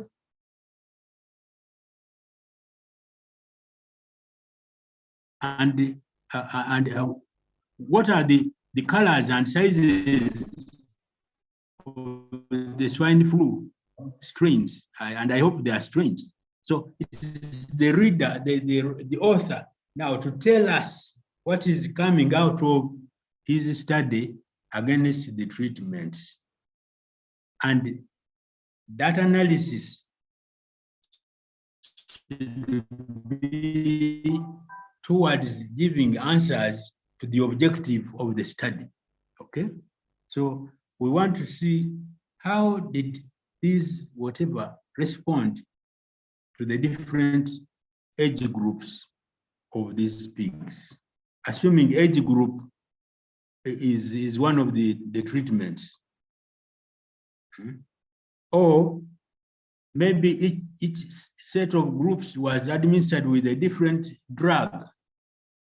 Now we want to know how these were responding, why the blues belong to the bigger pig, and why the smallest swine flu, whatever, whether strain or what, is belonging to another group, and why the swine flu cells in between are linking up between different groups. We want to know that, and that's called interpretation of data. So you have the data in the table, but we now want to turn the data into messages or information. And then as we discuss in the discussion, we are turning information into knowledge. And knowledge makes a lot of sense to anybody who has not gone to school. So we are going from significant differences towards considerable differences. Okay? So that's the reason why there must be a text wrapping up around the illustration. Okay? And the text must have an opening statement so that we know we are now entering this. And usually when we present results, we take the things we measured as subtitles in the sequence they were measured. You know, science is about logic, and logic must be in a sequence of the intended explanation you want to make, so that from one parameter to another one, it makes a lot of sense. And therefore, by the time you reach the conclusion, by the time you say, therefore, in light of the above, if you do this and this, you get this. Okay? Now, if that is what the recommendation, when we reach the recommendation, we say, farmers should add this to this to get this. Okay. Now we are recommending to farmers because that's where we started with doing the research. We're saying the farmers who rear pigs and so on have these problems and so on and so forth. So now the answer is to the farmers. The conclusion is to the academicians. Okay, so results, when we say results, we are saying data in tables, in figures, in pictures, in photographs. Okay? Those are the results. I mean, that's part of the results. But those results may not make sense to anybody who is looking at them. Okay, they may make sense, but different sense. Different readers will make a different sense. And that's not what you want to happen. Because you have a direction you want to go, and for you and the reader to make a conclusion that is agreeable, that is obvious, and that is usable, and that it is factual, and that is actionable, because it's coming from facts. Okay? The result might be a text, just a narrative for qualitative data. And also, even quantitative, if you have two means, two values, you don't draw an illustration for that, sure. Two means, and you're drawing a table. I mean, you realize that something is wrong with the table. Similarly, a graph of two bars, we normally leave it in the text. So illustrations include bar graphs, line graphs, scatter diagrams, pie charts, photos, maps, GPS outputs. Now, a good illustration, okay, as I said, after doing analysis of your results from the study, you'll have means and standard deviations, standard error, coefficients of variation, and so on and so forth. So we then plot these numbers into various types of illustrations, from which we select the best for a given function. If we are writing a paper, there is the best illustration. And the best illustration is one that is obvious to see what it is happening. And it brings out the features. For example, one treatment is higher than the other one, and it can be seen obviously. And if it is means, as I said yesterday, mean goes with a number of other things that help the reader to compare, to infer, and to interpret it across treatments. So if you just put a bar, which is blind, for sure I will be seeing differences, but I don't know whether they are significant. And unless they are significant, I'm not going to infer that there is a difference. Okay? Because there are certain things like LSD, like SE or standard error, like DMRT, Duncan's multiple range test, the T, student T, that I have to use. When I see the bar, I must see certain things that help me to understand whether there is a difference. Of course, in social sciences and qualitative analysis, they may not have statistical programs, but I'm sure they are there because, like we said, content analysis, you theme groups of responses and use their frequencies in there to feed into a statistical program and analyze. And I'm sure SPSS also does statistical analysis. Okay. And you can score even in qualitative analysis. You score and use the scores to feed into the statistical analysis. And if you can quantify it, it's easier to handle. And it is easier to defend when there's a quantity somewhere, because the quantity will have cut-off limits,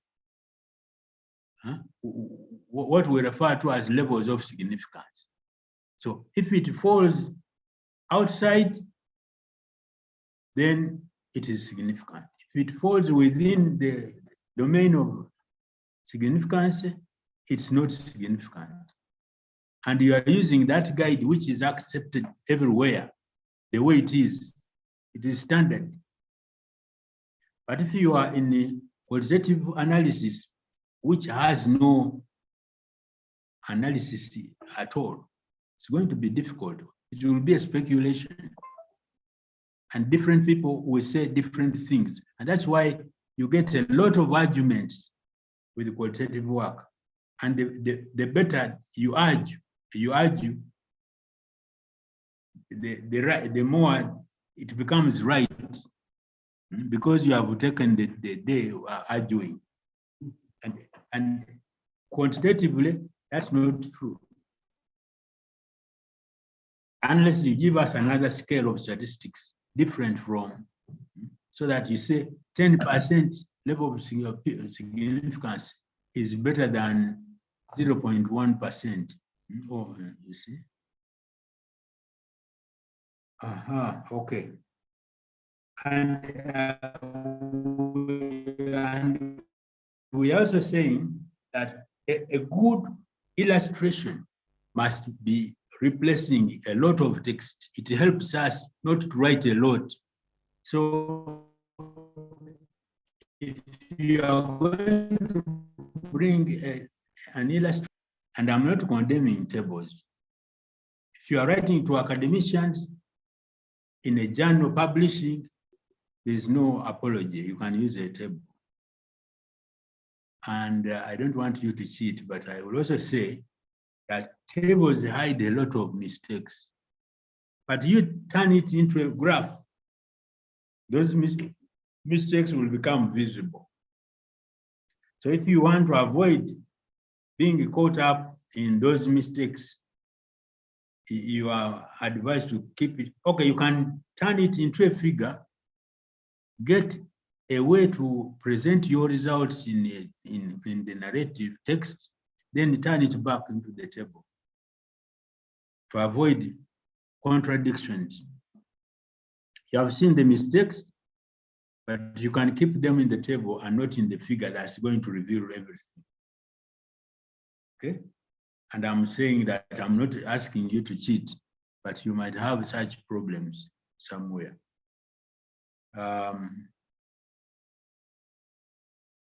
Okay. You can have, actually, usually we have text and tables and figures. But at the extreme, you have qualitative information, which cannot amount to tables and figures. And that is allowed. And it also has its own rules. Okay.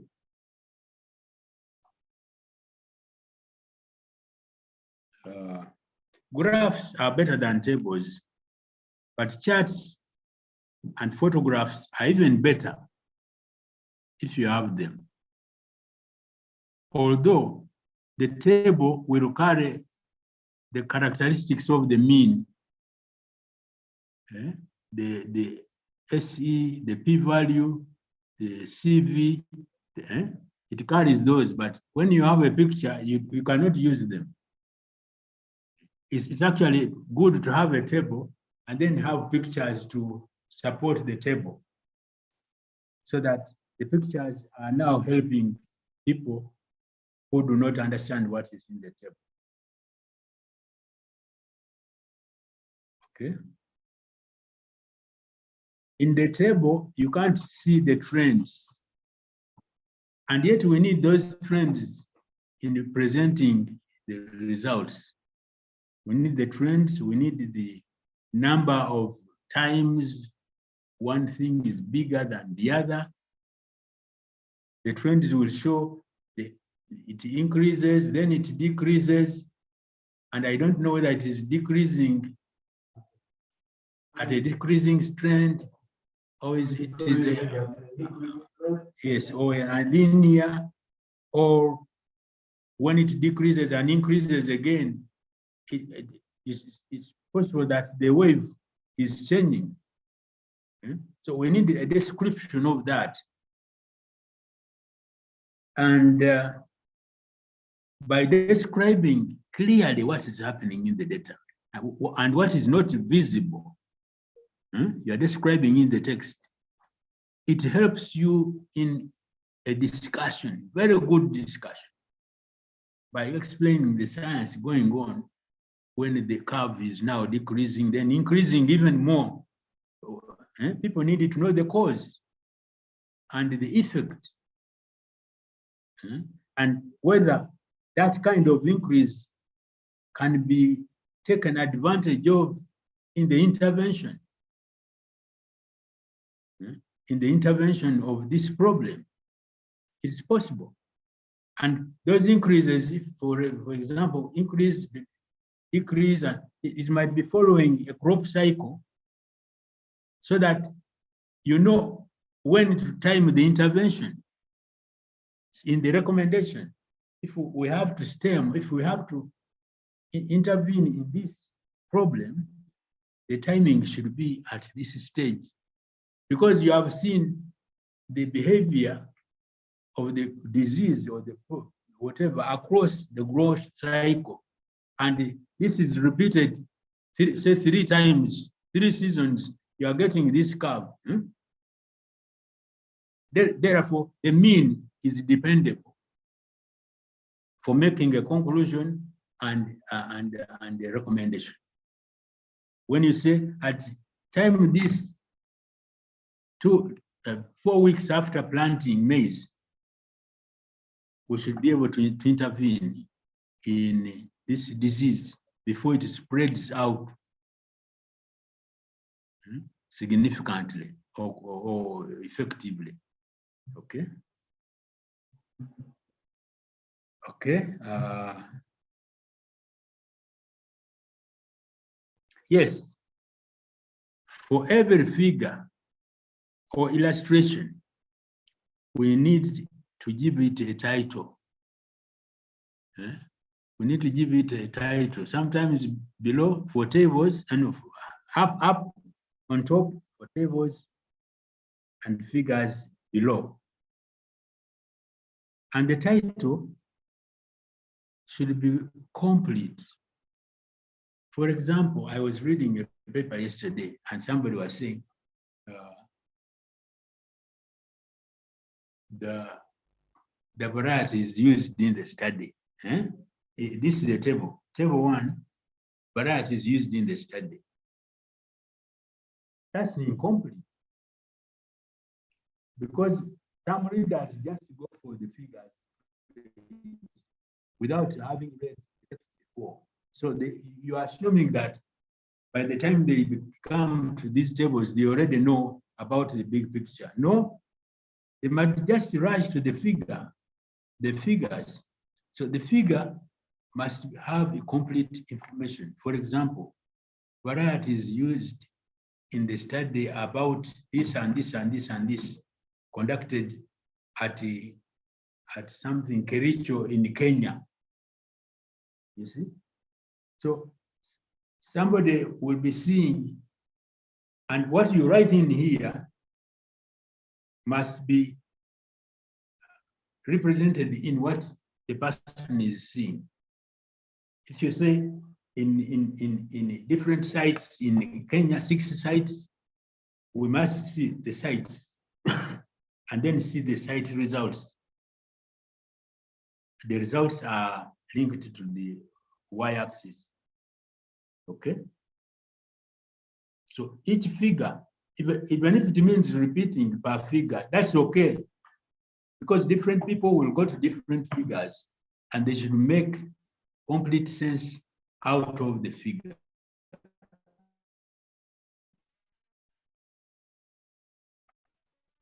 Without having read the whole that are being referred to, and I must notice the parameters that are being referred to in the title, okay?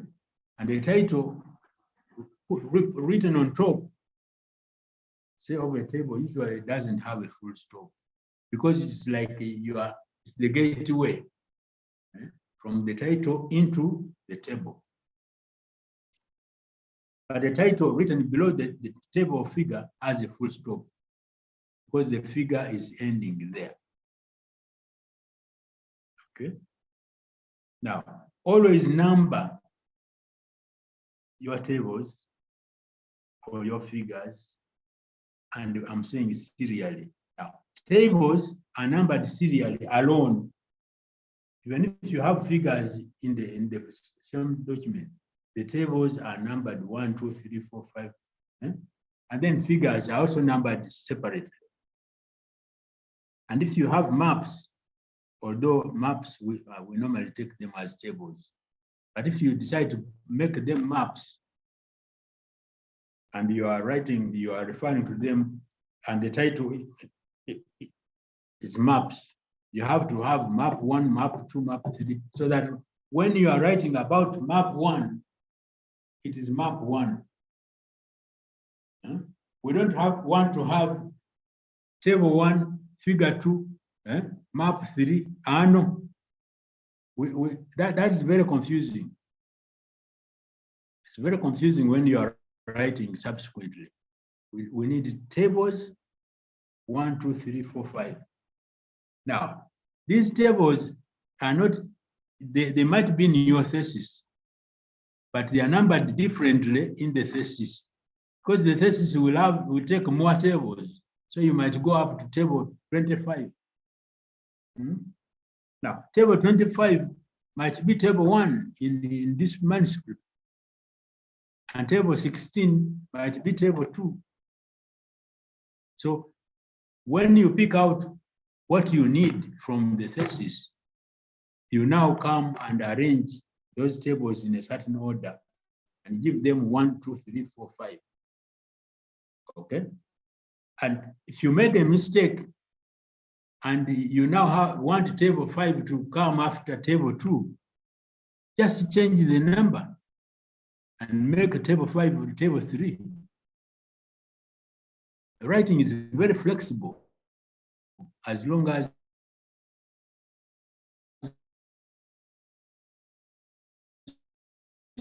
you know the. Are we together?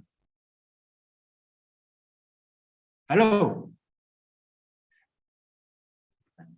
Yes, the audience is responding, yes. Okay. Now, let's look at this table. From what I have said, what is wrong with it? I don't know how you are going to answer. Maybe, can we get some 1 hand or 2? Please, moderator, watch for hands. What do you think is wrong with this? And it may have many wrong things more than I say. So it's okay. Okay, so we are going to allow Matilda, Ramadina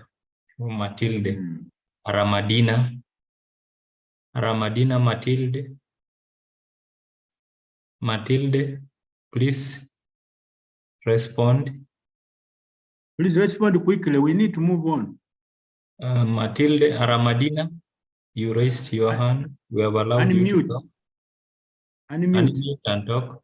Or Deborah Layade. Deborah. Oh, okay. Maybe we can continue. It seems it might take a bit of time. Allow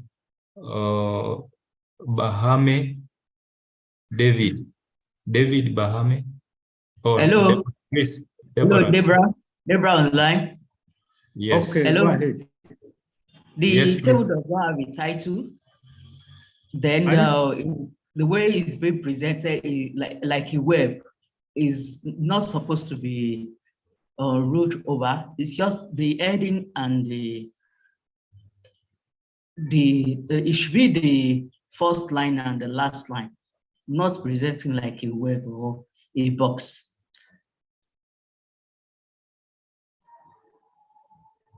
Okay, let's get somebody else. It has no table, no title. That's what he said. And then he said the rest of the things I didn't quite get what it was. Let's get somebody else.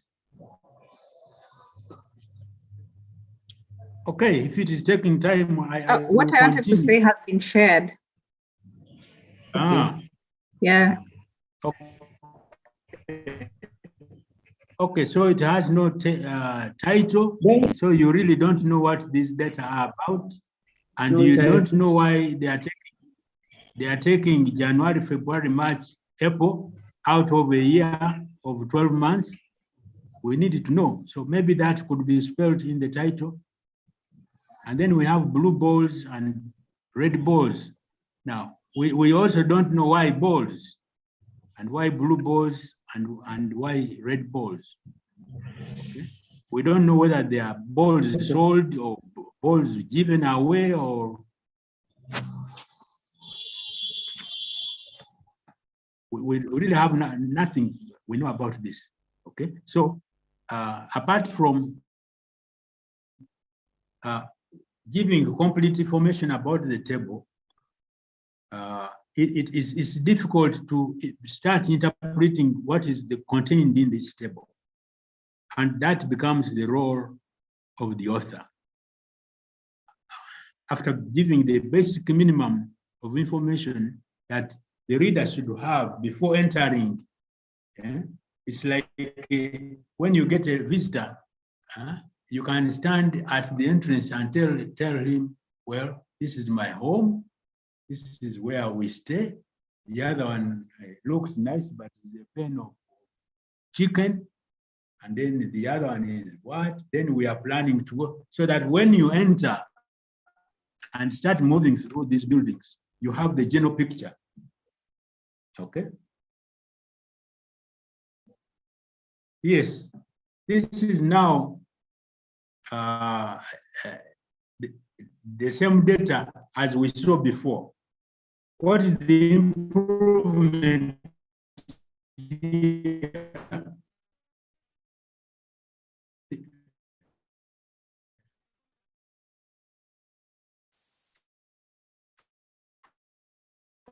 Professor, we are not hearing you clearly. About the title up there, the good. What do you see here as an Isaac Hello? Mpande. Yes, Hello? Isaac So you can Mpande. hear me? Yes, we can now hear you. Isaac, please respond. Yeah. Hello. Let me ask Yeah, I think looking. Okay. Go ahead. Hello. Hello, I can get you. Yes, I think looking at what you have presented, Professor. Yes, I have seen that there is an improvement in the way that the graph has been actually presented, because I could tell the difference between the number of balls. Otherwise, I've also noted that the title has been misplaced, because in your presentation, you indicated to say for the figures, the title should be presented below the figure and not above. Thank you. Okay. Okay, thank you.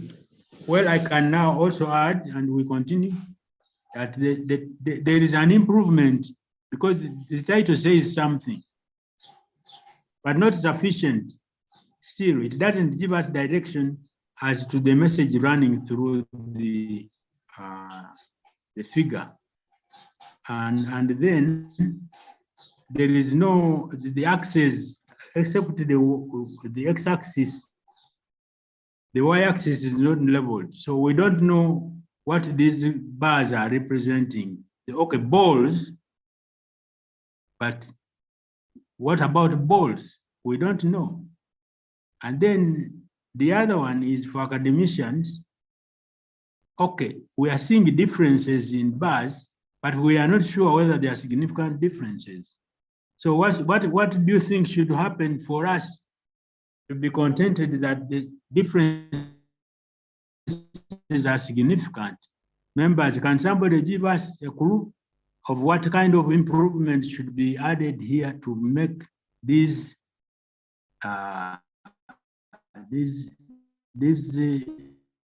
means statistically compliant? Can somebody put up a hand somewhere? Elvin. Okay, they can include the error bars and maybe error bars and the mean separation for each error bar, for each bar. Exactly. Or they can put A, B, C, A, B, C, things like that for Duncan's multiple range test. Yeah? So that when you see a bar with a different letter from the other, that means they are different. Okay? Yeah, but just as they are, okay, we see differences. But next time you go back to the field to collect data, you might find what was the tallest is now the shortest, and so on and so forth. So really, you can't make a conclusion with the such information. Now, the other limitation is those lines crossing, the grids. They are not really necessary. If you want, you can use a ruler and see against the y-axis the difference. Yeah? Otherwise, those grids only make the reading a bit more complex, the picture much more busier than it should be. Okay, but let's see, are these bars representing the colors? Blue balls should come first, yes? And red balls, assuming that's red, okay, are coming last. But you can get a figure which has the opposite in colors, and yet the table is saying something else. Okay, then this one. What do you think is the improvement, and what do you think has worsened?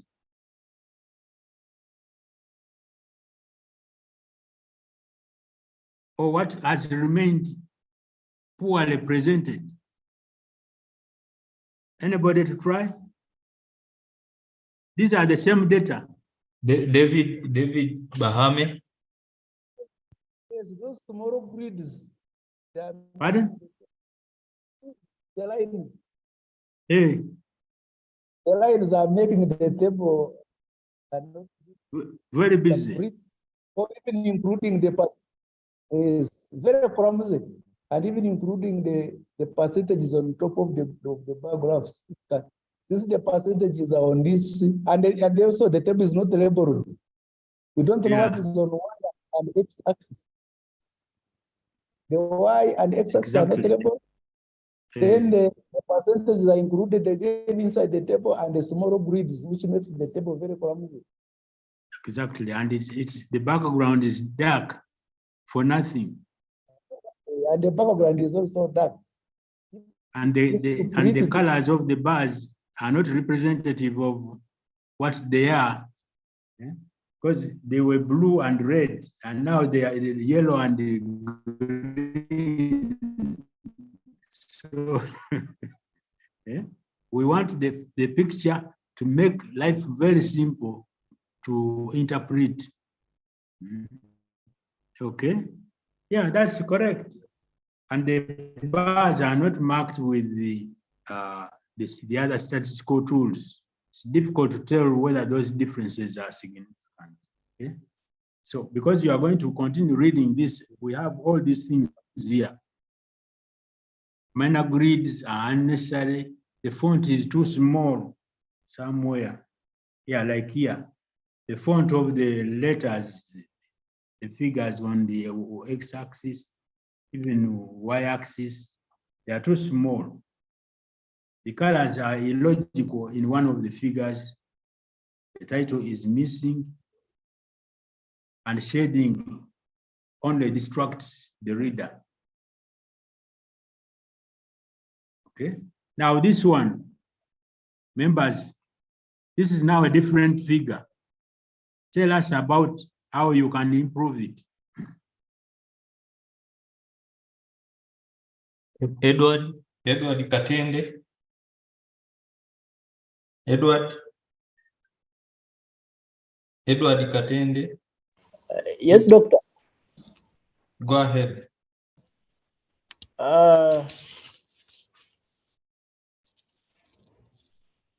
The vertical axis, it is showing income in Uganda shillings. Uganda shillings, yes. Yes. I expect to see it in form of average income. Yeah, Well, mainly no, that. you see, when you put income on means, it means there are means already. It's per month. You don't always have to put means on these figures because these are now results, and we know results. I've gone through statistical analysis, and we have means, and we say the means go with their features. So when I see a mean, I should look for the feature where it is to prove that it is a mean. But if you are saying average, that's a different thing. Maybe it might hold the water that way. But okay, somebody else. Excuse me, Prof. In most papers, I normally see average. Average means maybe average plant height. You can't have average mean because a mean is an improvement from the average. I mean the average of the variable. For example, average plant height. Well, you can use average before you get the mean. That's correct.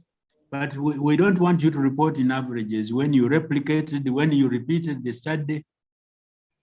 Otherwise, the purpose of that design of the study will be meaningless. Thank you, Prof. Okay. But you can see the title. Okay, the title is above. It should be down, figure this, that. And if you read that title, let me leave you read it and tell me the problems with it and where the improvement can be.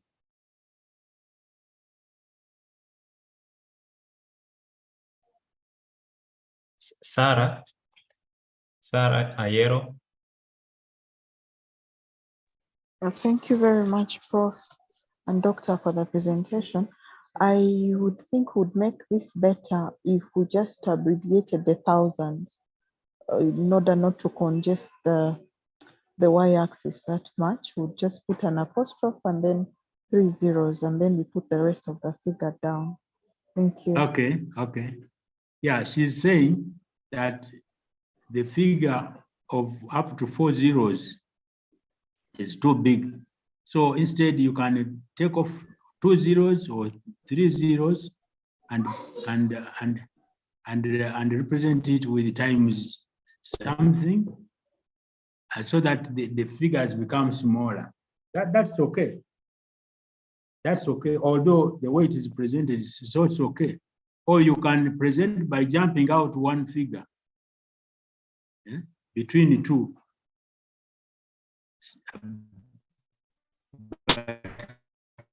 Marking the figure you have already taken out so that the axis values are not too many.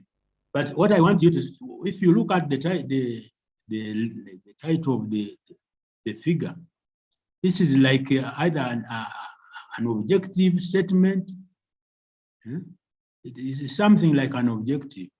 So it should be reduced. And secondly, if you look at those red labeled words, goat crop systems, feeding management, and cabbage production. Now, everything you include in the title must appear on the figure. But you look for where goat crop systems is on the figure. Have you seen it? What about feeding management?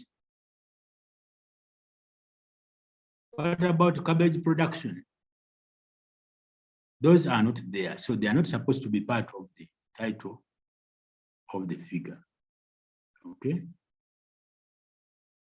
Now, when we enter the figure itself, for those of you who are economists,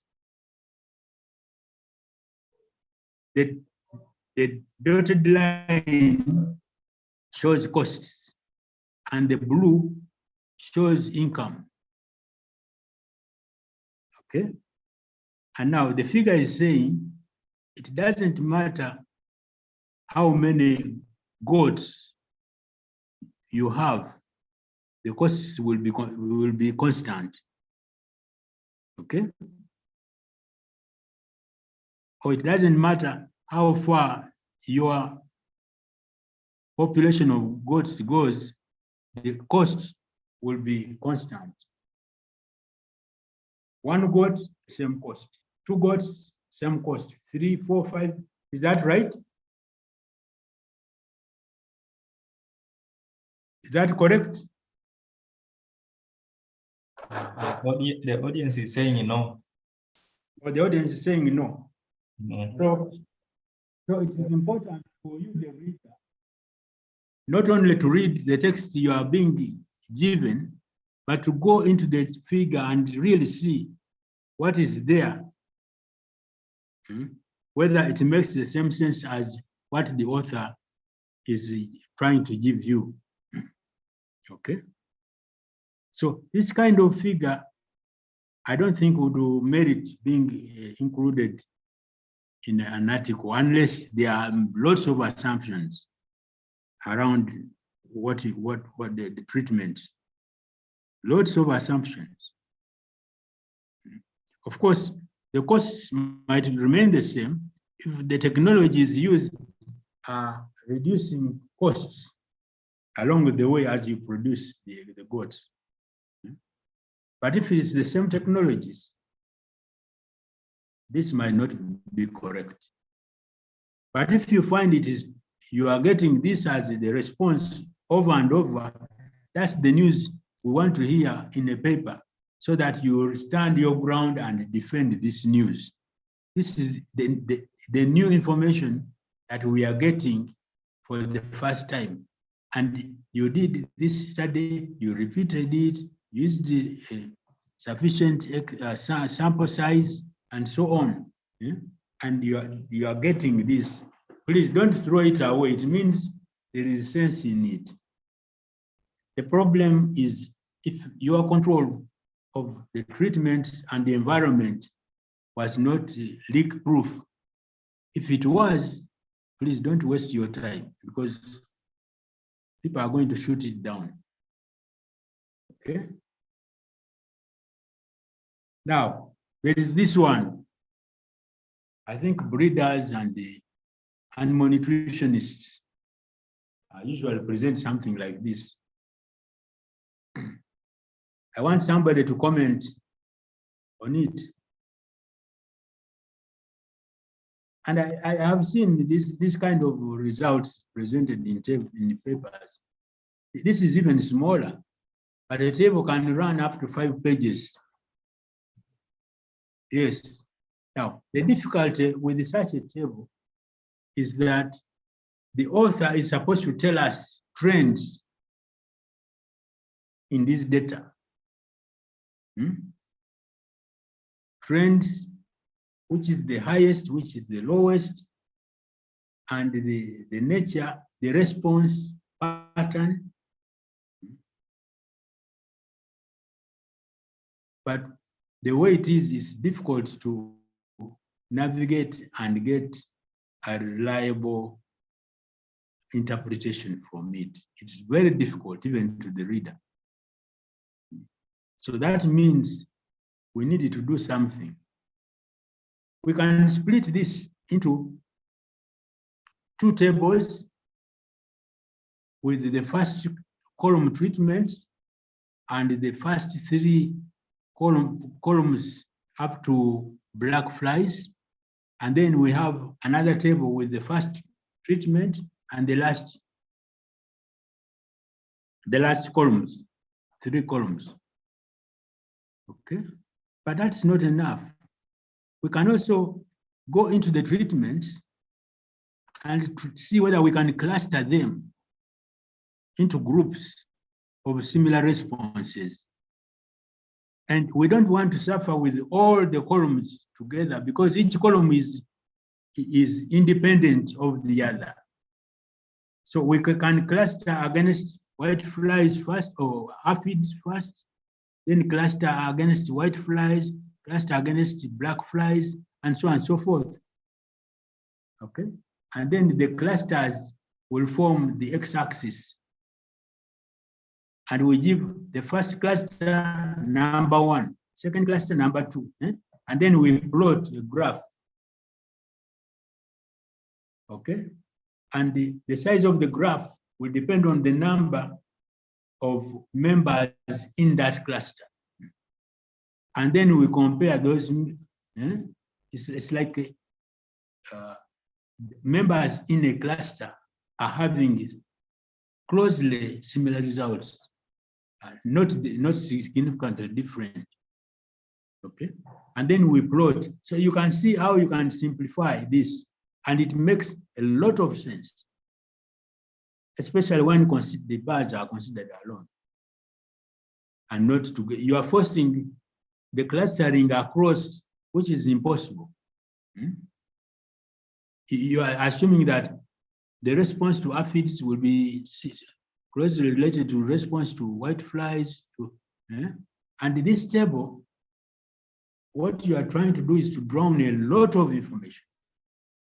Because after clustering, then we do correlations. Okay. Now, remember, correlations are not direct results because you did not measure correlations. You measured these numbers of aphids and so on. And now you can correlate aphids against white flies. And you get another graph with a lot of information stretching what you are getting from the direct measurements and enriching your interpretation. And you get aphids against black flies against whatever, and so on and so forth. And indeed, you can only include the graph where the correlation coefficient is above something, is significant and above, so that you don't have too many graphs, too many what. But you can mention in the results that the correlation between this and this was not significant. Secondly, you can only correlate these parameters if you have an anticipated message you want to reveal. If the correlation makes sense towards the objective. So you cannot correlate anything for the sake of it. Okay, you can correlate first, generate outputs, then look at them to see whether they make scientific sense in relation to the objective, and select only those that make sense in terms of the objective. And also select those that are significantly different. Okay? So we can also now infer the font size is too small, the treatment abbreviations are not, there is no information to tell us what are these treatments, and we don't know whether this is okay. We can read the title, Effect of Pesticide Schedules or Regimes on insect pests on citrus trees during June, in the upper Midland zone of Machakos district. So you can see the title is good. It's illustrative, and it is telling you the location, the where, particularly if the science investigated is location specific. When somebody says Machakos district, probably that's a semi-arid area. Right? It quickly comes in your mind that this is a semi-arid area, whose drought becomes serious in June. So you get that message before entering the table. You remember we said the title is like you have a guest and you are at the gate, and the host is summarizing what the host is going to see inside. Okay? And then you enter.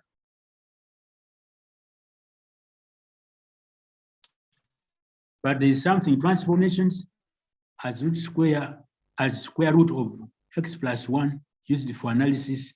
Now this one is referring to how these data were analyzed. I think if you write methodology very well, all this should be contained there. You don't need to put it here. Okay? But if there are different models of analysis and you are trying to say what you used here to highlight it, you put the model of analysis so that adds value to what the reader is going to say, especially some critical readers. Means followed by the same letter in the column are not significantly different from each other. Yeah, usually that also has to appear here, but it should be at the footnote. But you have to watch out what you use for mean separation. Some statisticians are very critical about Duncan's multiple range test, and that's the one used here. The A, B, C, D, A, B, C, D. There's a weakness with that tool, and I don't think I will be able to explain, but maybe my colleague. And I guess maybe you got the explanation last time. Okay, so what is missing is the full information about the treatment abbreviations, and table 4 should be where it is, and it should have no full stop at the end. And then transformation of square data should be transferred to materials and methods, and means followed by that should be at the bottom. However, you have mean separation by Duncan's multiple range test. You remember the A, B, C, and so on. But at the bottom, you also have LSD. Now, this person is using two mean separators, and this is tricky, because if you go through these values, you'll find that one mean separator contradicts the other. And that's wrong, because you can't make two inferences at the same time, one opposing the other. You make an interpretation based on DMRT, will take you that direction, and then LSD will be saying there are no significant differences, when actually DMRT says there were significant differences. So the choice of a mean separation tool should be guided by your profession, by a nutrition. Okay. Yeah.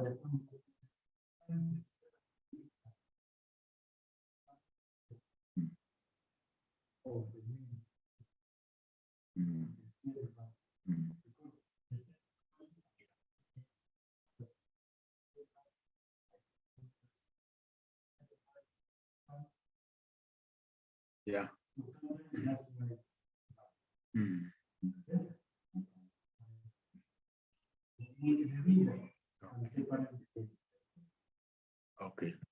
So what we've been talking about is on this slide, and I think the next slide for your further reading if you want. Okay. Okay, now we are actually moving into the actual results. And the results we said are tables accompanied by a certain text. And that text is the interpretation. Now, the interpretation is not to repeat what is contained in the table. Rather, it is to reveal what cannot easily, obviously, be seen in the table, in the numbers. No sound? Hello? Hello, somebody is saying there is no sound. Is that correct? We can now hear you. You are kept quiet. It is now okay. I hadn't. No, when you are deposited to discuss on the slides, yeah, but it's now okay. Okay, I was saying that we are now going deeper and deeper into presenting the results, interpreting them, and then discussing them. Okay?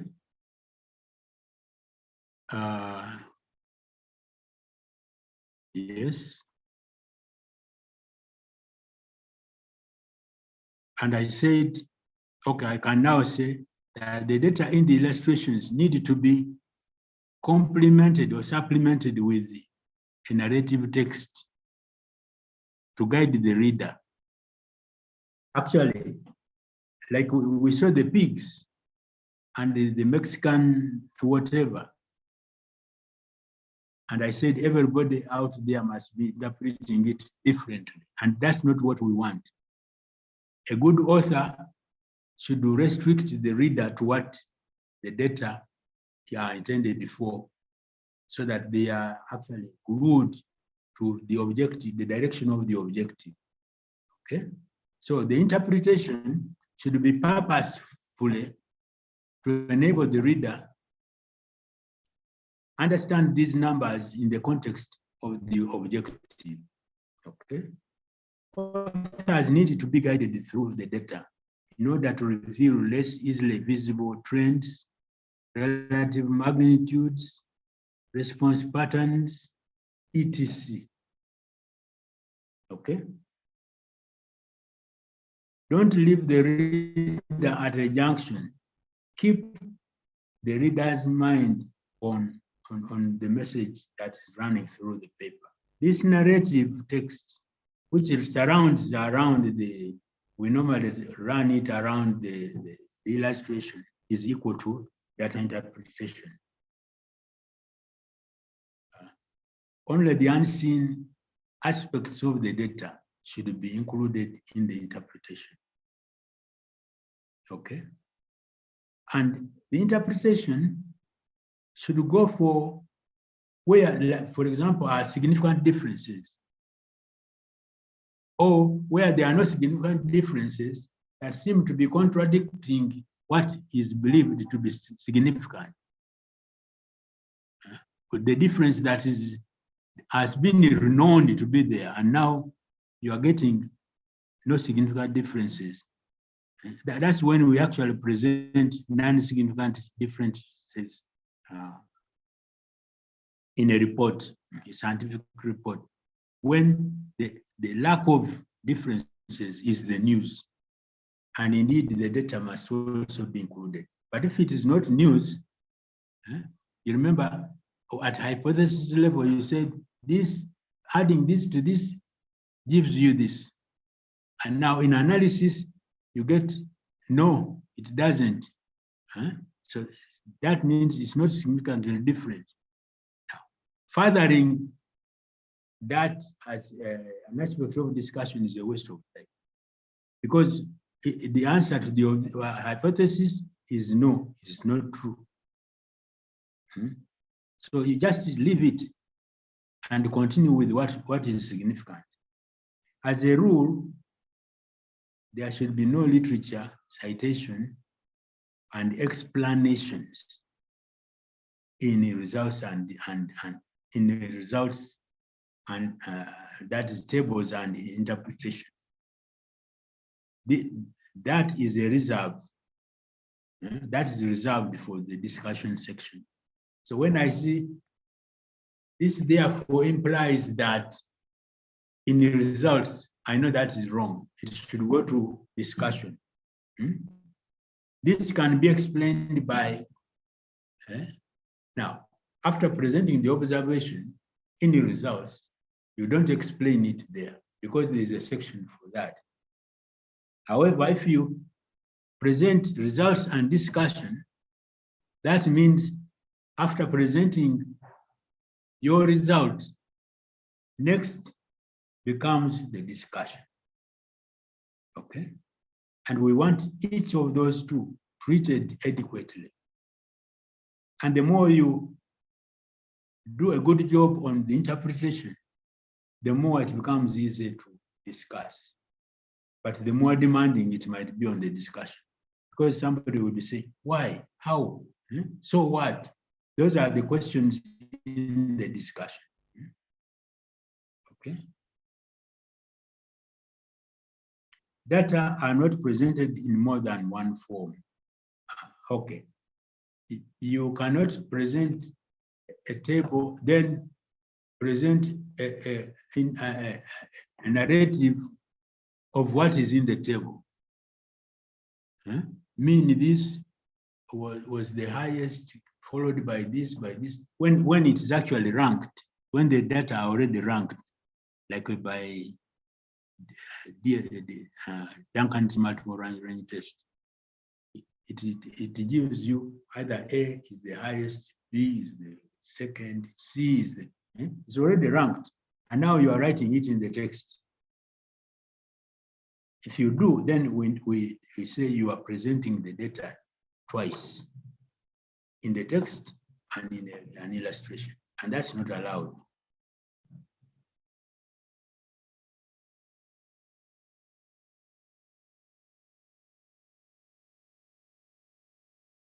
Okay, as guided by the journal guidelines, sometimes the illustrations are not allowed to be included in the text. You remove them and annex them at the back of the paper. But with you can mark where table 1 should be in the text, but the actual table 1 information should be put at the back after the references. Because the person who will typeset may not necessarily put table 1 where you have marked, because it depends on the size of the book, okay, and the font size and whatever. And ideally, an illustration should be typeset in such a way that it follows closely to where the interpretation of that illustration begins. Not far away, not several pages away, because the readers want to read as they compare what you are saying with what is in the figure. And you realize if you don't read and see the figure, like in the goat's example, you might be misguided by the author. Okay. Now, the first statement on each, for example, each variable. For example, if you take, if you measured live weight of a goat, you measured the girth.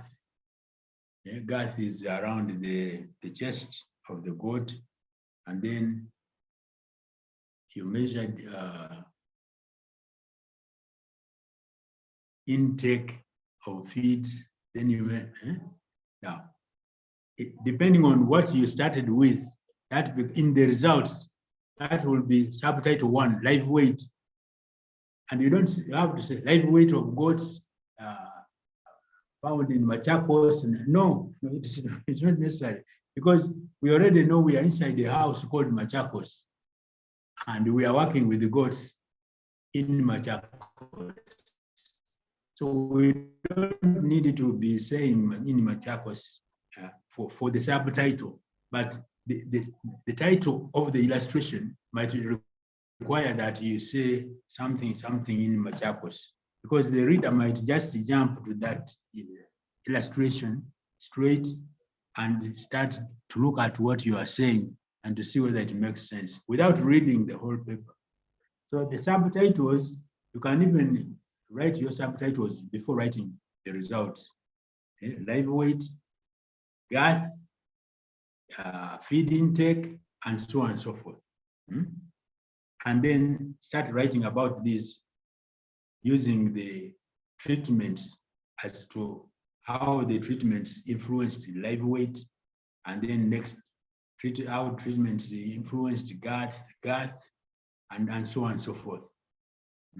But remember, when you are writing about gas, you already have live weight above. So you can write about gas and see how you can relate it to live weight, because this is a story running through all these parameters. Okay? And you can reach feed intake and say, in contrast with live weight, feed intake reduced something. Okay, so you are in parameter 3, and you can refer to parameter 1 or parameter 2 and 1. Okay, so that the message running through is continuous, because the objective is 1 and the message is running through the objective. Okay. Okay, this is talking about significant and insignificant data. I've already talked about that. Ideally, when the hypothesis, the answer to the hypothesis is no, that means there is no significant difference. If we are to restrict ourselves to that, then we can only report that there was no significant difference between this and this and this. And we don't further the data to discussion and so on, because there was nothing. Everything that happened was by chance anyway. However, if the lack of significant difference is a big contradiction to what most people know, if feeding egg protein increases kwashiorkor, for example, I think people would like to see that the data, because the answer to kwashiorkor is protein, and eggs contain a lot of protein. Now, if you fed the egg to the child suffering from kwashiorkor, and the situation deteriorated in a sequential order, in a constant linear relationship, then people would like to find out what could be the reason. And that will be the news in your paper. So don't throw away your data. As long as you have replicated enough, repeated enough, you have minimized variation. People who are analyzing the protein and what are not changing all the time. The water you are using, distilled water, is not changing tomorrow. Deionized water, then all those can bring in a lot of variations. Okay.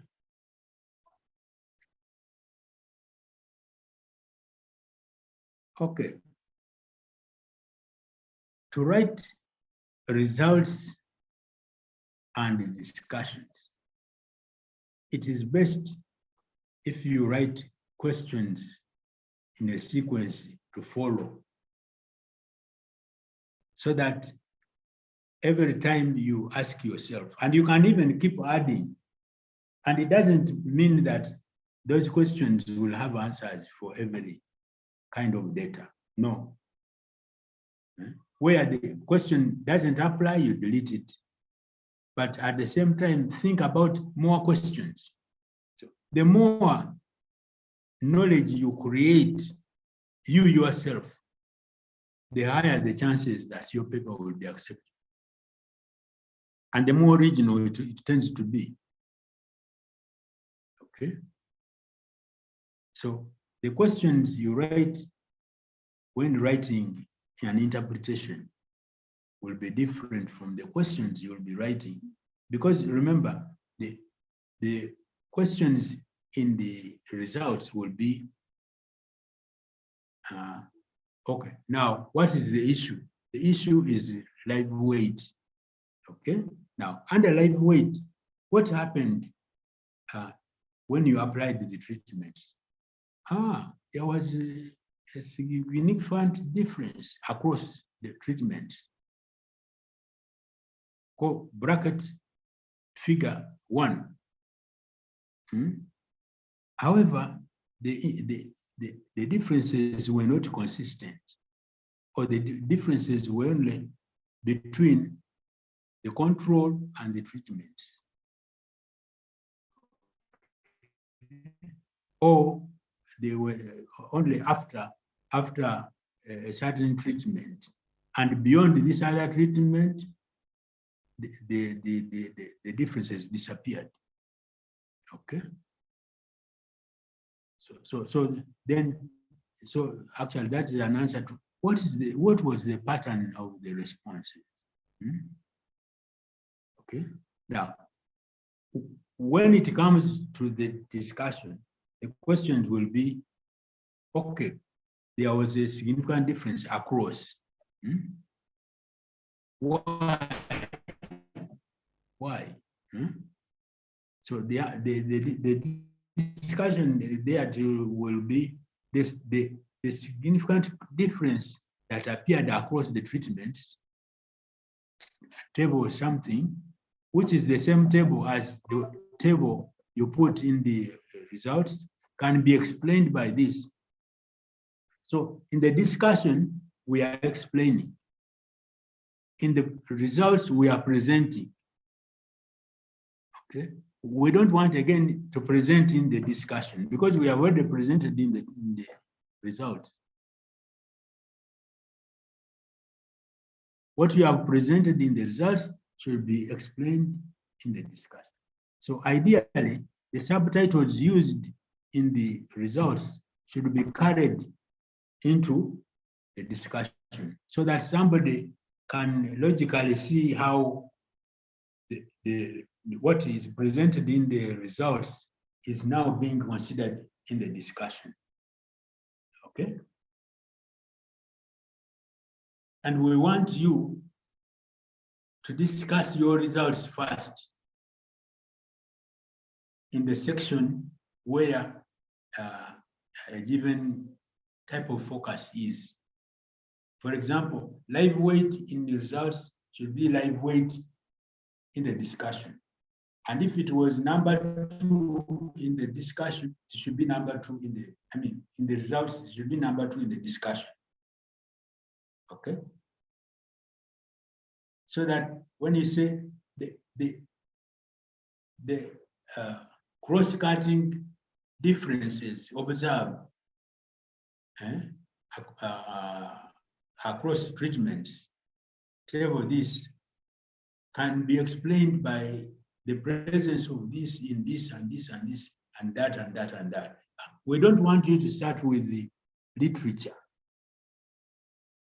We want to get information from this study.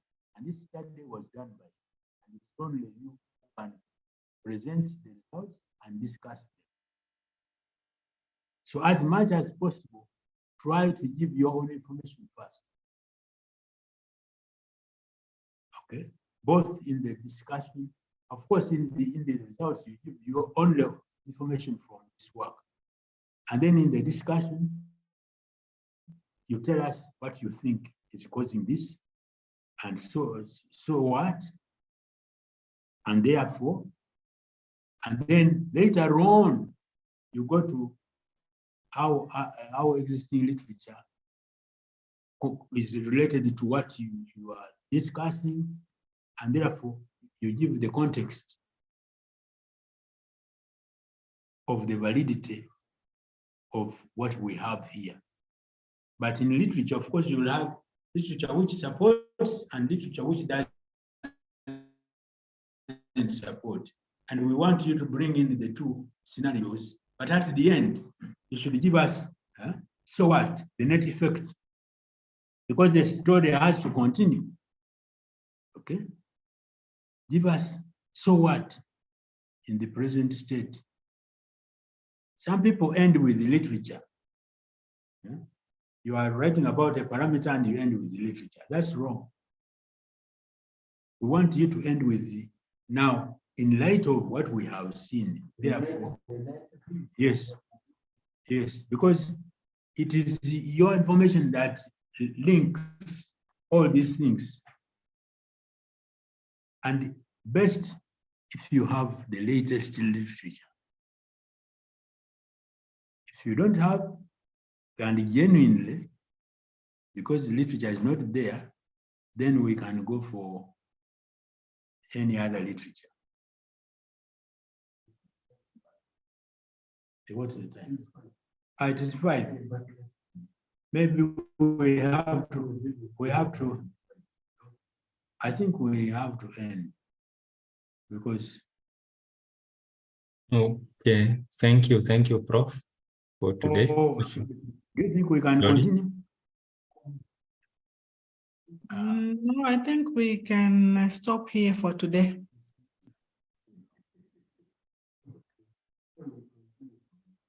Yeah, we will continue from here. Yeah, we'll continue from here tomorrow. Thank you so much, Professor Tenyo, and thank you so much, Dr. Mpala. But I'm sure there are many questions out there.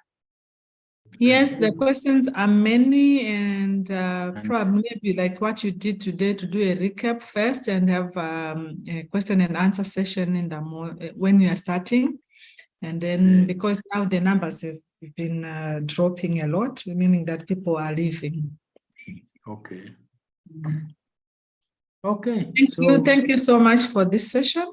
And thank you everyone for being part of this session.